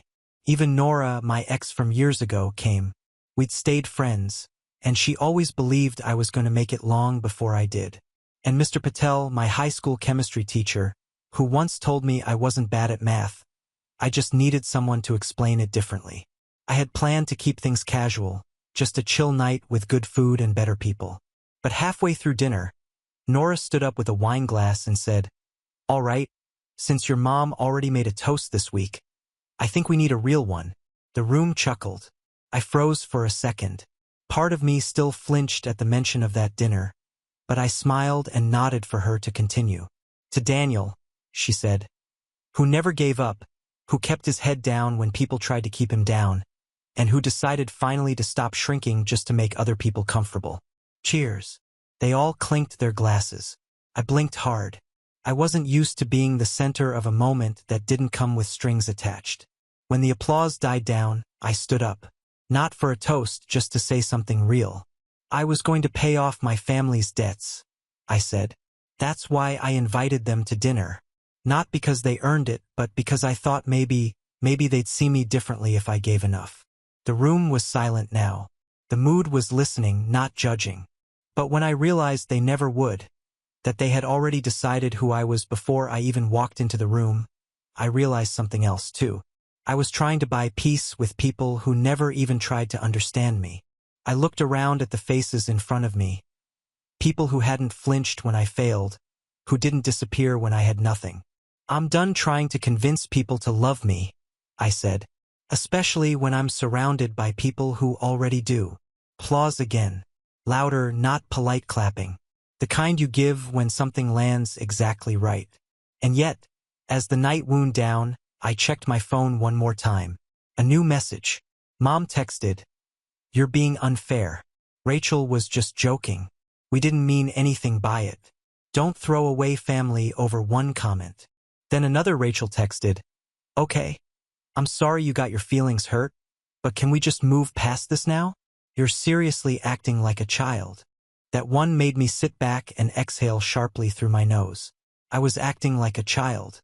Rachel, who once forged my signature in high school to get out of a summer internship and blamed me when she got caught. Rachel, who told her boyfriend I was technically unemployed even when I was running my own freelance business. Rachel, who borrowed money 5 separate times with promises to Venmo me back that somehow always got forgotten. She had never once, not once said thank you. Not for rides, not for covering bills, not even for the time I vouched for her when she was caught lying about a job interview she never went to. And now with the money gone, with the opportunity vanished, now she wanted to talk.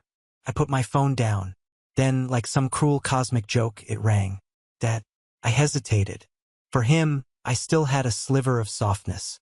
He was never vocal, never a knight in shining armor, but he never actively tried to hurt me either. He just went along. A quiet bystander in a storm that never stopped. I stared at the screen, thumb hovering over the green button. Then I answered. "Hey," I said. His voice was soft, like he already knew I might hang up. "Daniel, I know you don't want to hear it, but I just want to say I'm sorry. I didn't speak. Let the silence carry its weight. I should have said something when your mom made that comment," he continued. "I knew it was wrong. I've learned to keep the peace. That's not an excuse. I just want you to know it wasn't fair. And it's not the first time. You didn't deserve that." It hit harder than I expected. Not because it fixed anything, but because it was the first acknowledgement I'd gotten. The first sentence where someone in that family used sorry, and you didn't deserve that in the same breath. "I know this might not mean much now," he added, "but I saw the envelopes. I figured it out. I saw how hurt you were when you walked out. And I think it was the bravest thing I've ever seen you do." I closed my eyes. "You don't have to forgive anyone," he said. "You don't even have to talk to me again. I just wanted to tell you. I get it now." I took a long breath. "Thank you," I said. "I mean it." He didn't push, didn't ask me to come over, didn't defend anyone else. Just said, "Take care of yourself," and hung up. And for the first time in a long time, I felt like maybe, just maybe, not all of the bridges had to stay burnt. But I also knew one thing for sure. The era of me begging to be seen was over. And I hadn't even opened the last envelope yet. 3 days passed. I didn't respond to Rachel. I didn't respond to Mom. I let the guilt-laced messages pile up like unopened junk mail. Each one got a little more frantic, a little more manipulative. My personal favorite was when Rachel messaged, "This is exactly why no one takes you seriously. You hold grudges like a toddler. Enjoy your little tech job. Hope it fills the hole where your family should be." She must have thought that would sting. What she didn't realize is that for the first time in my life, the hole wasn't there anymore. I went to work, helped finalize a grant proposal, and sent out 2 more anonymous donations under the radar. One to a single mom who used to volunteer at my old co-working space. She'd posted online about being months behind on rent. Another to a guy I met once at a tech conference who'd gotten laid off and was crowdfunding for surgery. He'd never know it was me, but I didn't need credit. I just needed to feel like I was building something better than what I came from. Then I remembered the final envelope. It had been sitting in my desk drawer, untouched. This one didn't have a check inside. No cash, no transfer slip. It was the letter I had written to myself. I know it sounds stupid, but I'd written it the night before the dinner. I was scared I'd chicken out, scared I'd fall back into that old pattern of apologizing just to keep the peace. So, I wrote a letter to myself as a reminder of who I was becoming, who I wanted to be. I pulled it out and unfolded it slowly. Daniel, if you're reading this after the dinner and things went the way I think they might, don't spiral. Don't convince yourself you were wrong for hoping or soft for getting hurt. You're not crazy. You saw the best in people who didn't deserve it. And that's not a weakness. It's proof that you're still human. But don't you dare go back to shrinking. You've worked too hard, too long, for too little. This success, it's yours. Not a gift, not luck, not a fluke. Yours. And if they can't love you unless you fail, then they were never rooting for you, just waiting for proof that they were right about you. So walk away. Keep walking. You don't owe anyone the light you had to build from scratch. Be proud. Be loud. Be done. I folded it back up and smiled. Not the sad, tired smile I was used to giving when people let me down. This one felt different. This one felt final. I got up, walked out onto my balcony, and watched the city buzz beneath me. I thought about the last few years, the ramen dinners, the interviews I bombed, the temp jobs where I wore a fake name tag just so I wouldn't be recognized by people from high school. I thought about the night I pulled an all-nighter just to land a freelance gig that paid $50. I thought about how none of them, none, ever asked me how I was holding up during those times.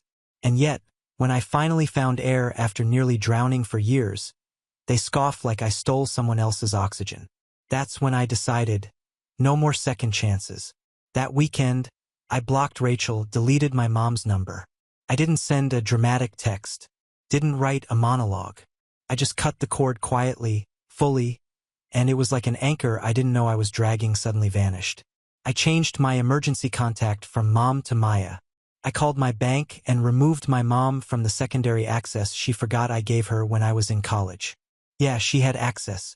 And no, she never once said thank you.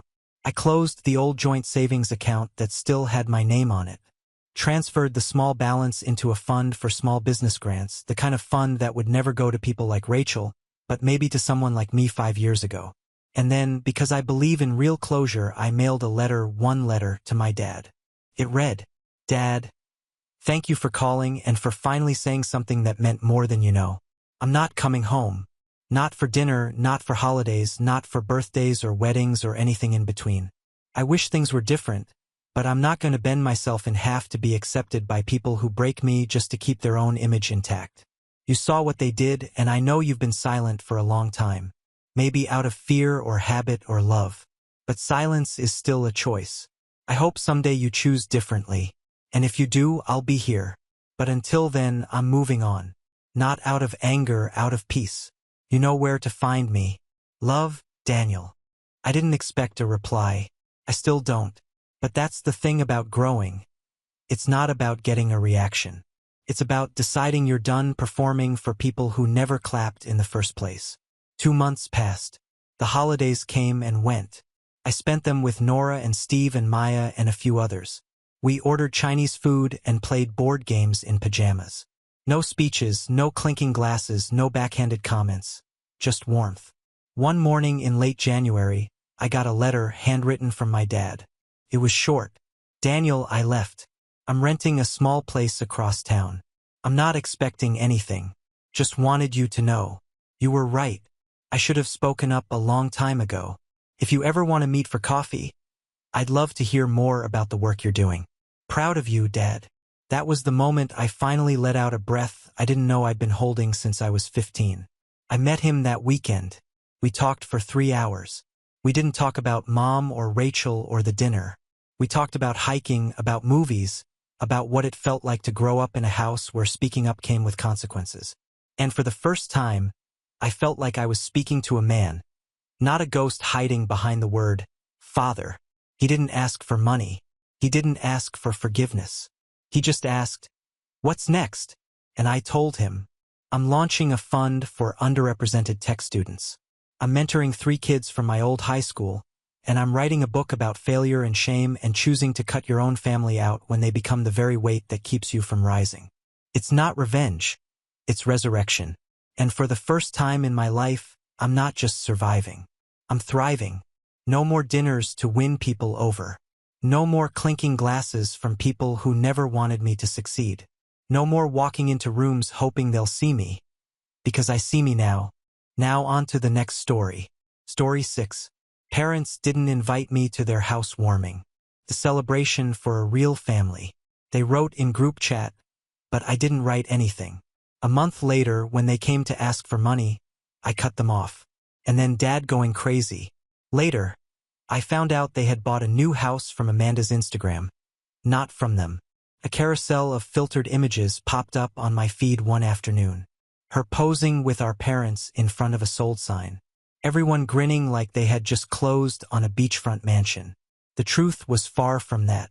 It was a 2-story vinyl-sided house in one of those pre-planned neighborhoods with names like Whispering Oaks or Silver Pines. Even though there isn't a single oak or pine tree nearby, I didn't say anything. I hadn't really been in the loop for a while. That's the thing about families like mine. You grow up thinking there's some invisible bond that keeps you together. But eventually you realize some people are just stuck in the same house. And when they're not, distance becomes a choice. Growing up, it was clear that Amanda was her favorite. It wasn't even subtle. She got a car when she was 16. I got a lecture on responsibility. She crashed that car. They bought her another one. I once asked for gas money and got a comment about being ungrateful. My mother always said that Amanda had a spark. That spark led to her dating older guys in college, skipping finals, and eventually ending up Daniel Rich, divorced with a house on the water and no kids. My parents treated her engagement as if she had just gotten into Harvard. Meanwhile, I worked my way through community college, held down a full-time job at a warehouse, and fixed my own damn car every time it broke down. I never asked for anything, not because I didn't need help, but because I knew I wasn't going to get it. So yeah, when I saw that group chat message, I wasn't even surprised. This is a celebration for a real family. That was it. Just a line that dropped into the chat like a knife. No explanation, no names, but I knew it was for me. Everyone else was tagged in pictures or mentioned by name. I wasn't. Amanda, of course, started dropping photos like she was on assignment for Architectural Digest. Her by the new fireplace, her in the kitchen holding wine, her in the driveway with our dad. Each caption was worse than the last. Couldn't be prouder.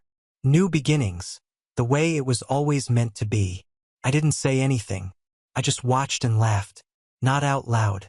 Just one of those dry, empty laughs you give when someone goes out of their way to exclude you and thinks they've scored a point. That night, Grandma cult. She doesn't usually get involved unless it's serious. She's sharp, lives alone, still drives at 83, and keeps a little notebook of everyone's birthdays because she doesn't trust those damn Facebook reminders. She didn't ask how I was. She just said, I saw what they wrote. They think Amanda made it because she married a man with money.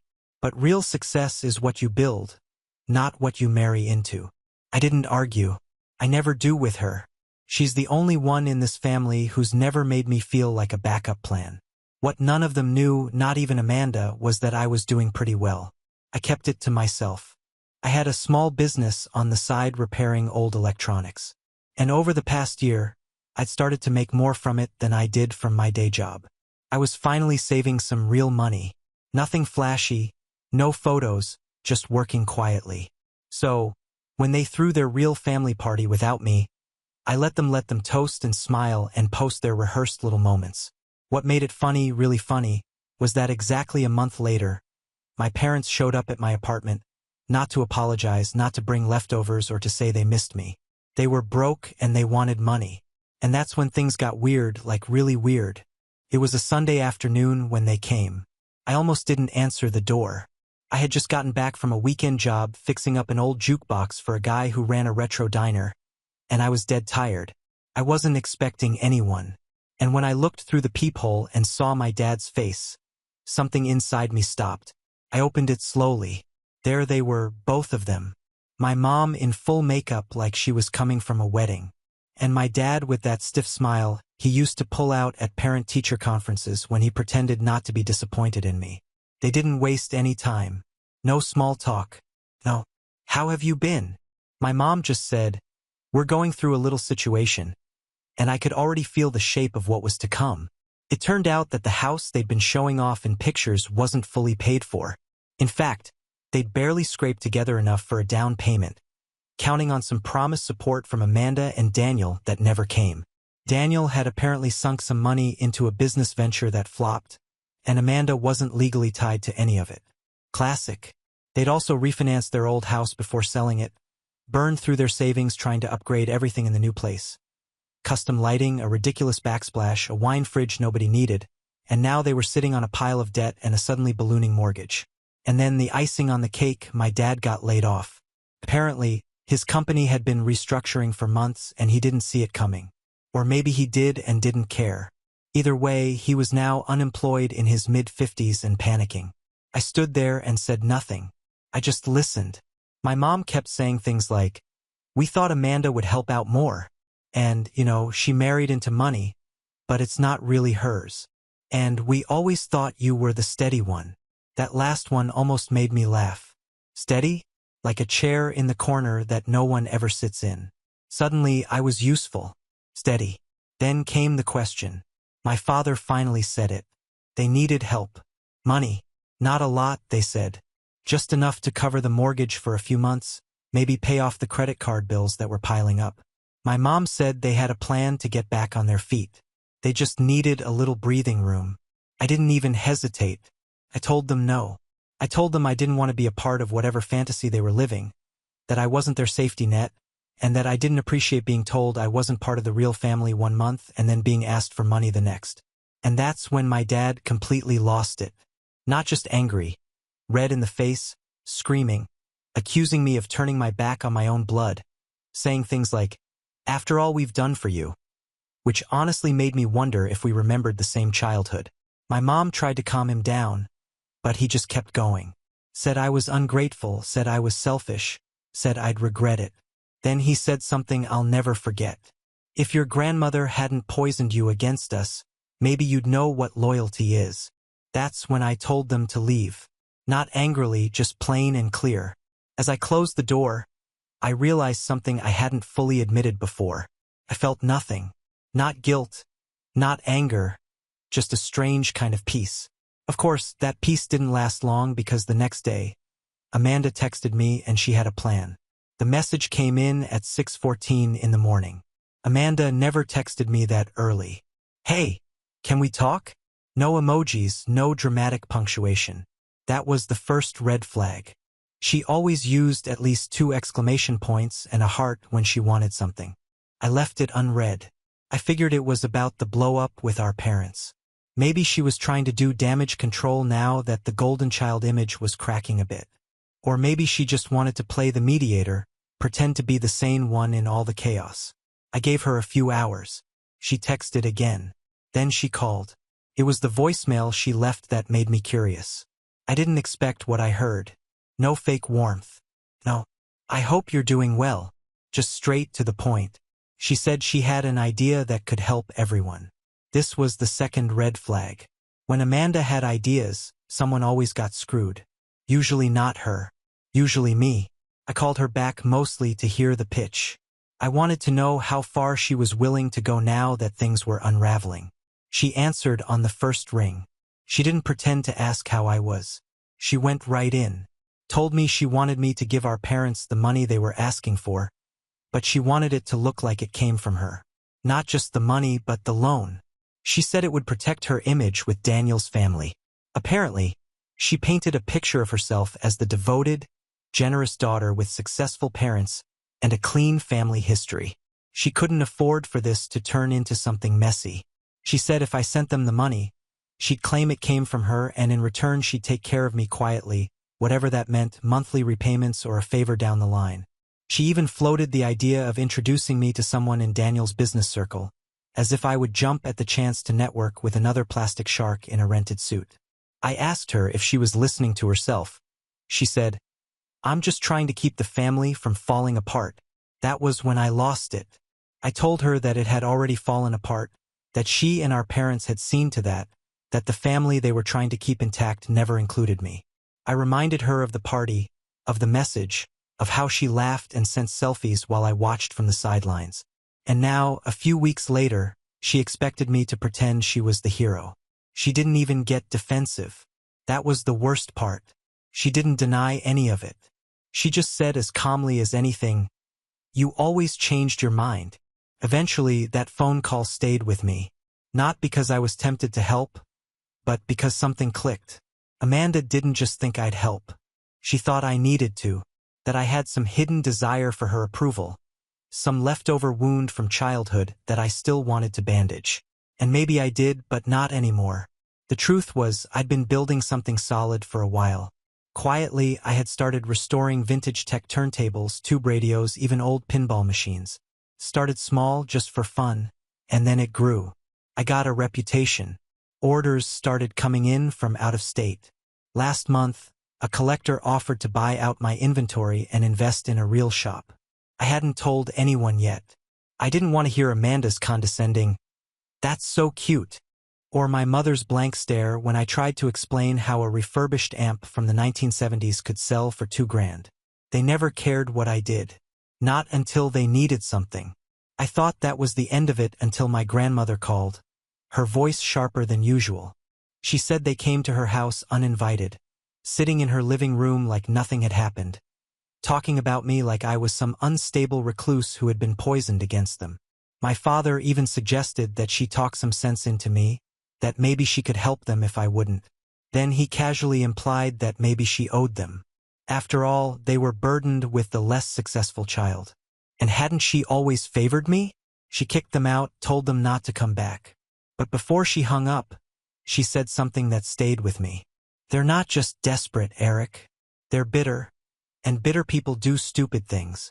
I didn't think much of it at the time, but 2 nights later, I came home and found a note slipped under my door. No name, no handwriting I recognized. It just said, "You think you're better than them now? Don't forget who raised you." And that's when I realized this wasn't just about money anymore. It was late, close to midnight, when I found the note. I was coming back from a supply run.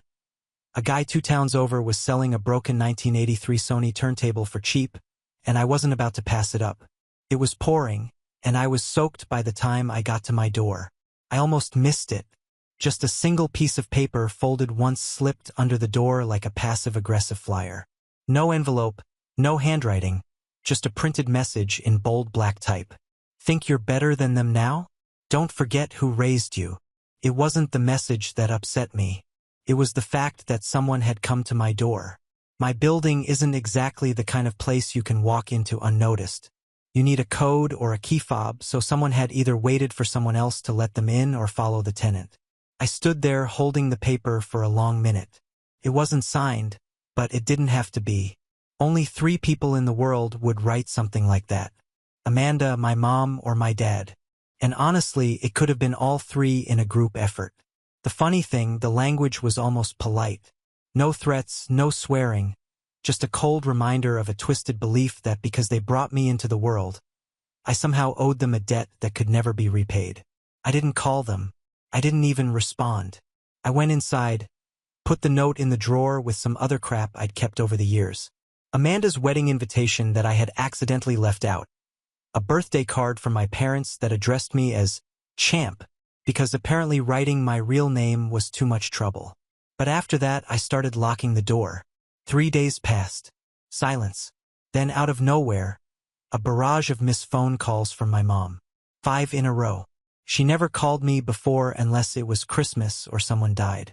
And there was a voicemail. No. Hello. Just her voice, sharp and tired. "You're being selfish, Eric. You don't understand what it means to have real responsibilities. We're trying to hold our home together. You don't know what that's like. You don't have a family of your own. You've never had to take care of anyone but yourself. A few thousand, that's all we're asking for.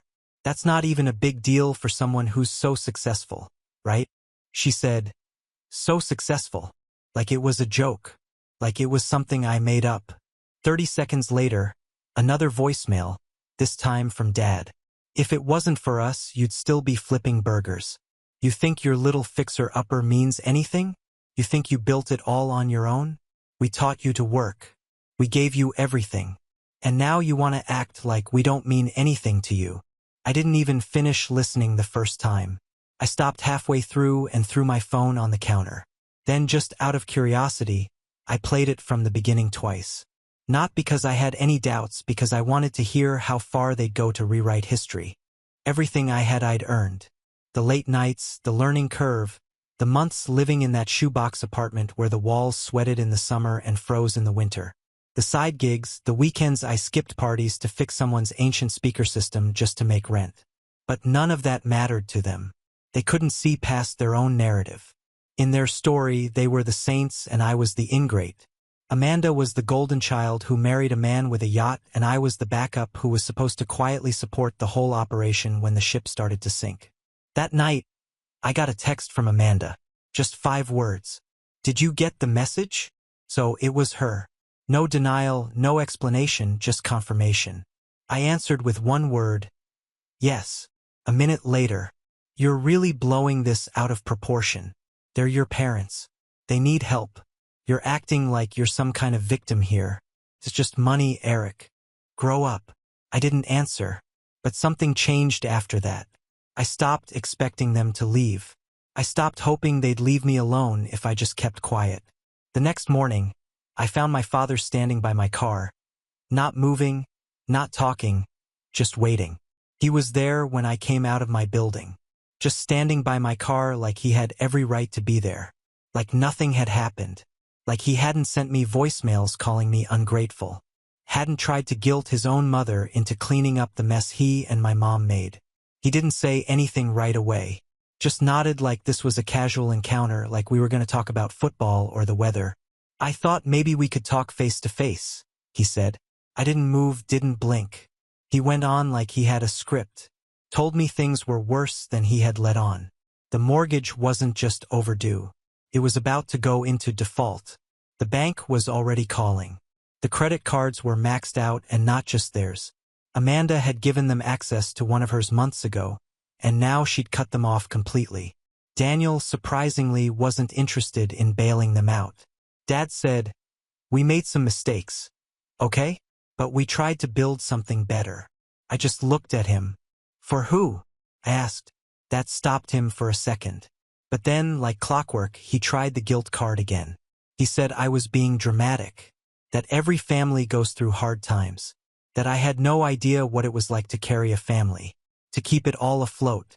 "You think just because you've got a little money now that gives you the right to judge us?" He said, "I didn't raise you to be like this." I told him plainly and calmly, "You didn't raise me. You tolerated me. You rejected everything about me that didn't look like Amanda. You gave her everything. And now you want to take away what I built for myself." He started to shift as if he wanted to interrupt. But I didn't let him. "You want money? Ask Amanda. Ask Daniel. Ask the family you were proud to have. The ones you invited to the new house. The ones you toasted with champagne while laughing at my absence." He began to blush. He said, "That was a misunderstanding." "Really?" You posted on the group chat. "This is a celebration for a real family." He had nothing. Not a single word. He looked away for a second as if to rewind the whole thing and try again with a different script. Then he said, "So that's it. You're just going to let your parents drown." I looked at him for a long second and said, "They are not my responsibility." That was it. That was the moment he broke. He exploded. Started screaming in the middle of the parking lot. Said I was ungrateful. That he should have never supported me. That I was nothing without her. That I'd regret it. "You're going to be alone. Eric, do you think money will keep you warm? When we're gone, who will be left? Amanda? She doesn't even like you. You'll die bitter." I didn't answer.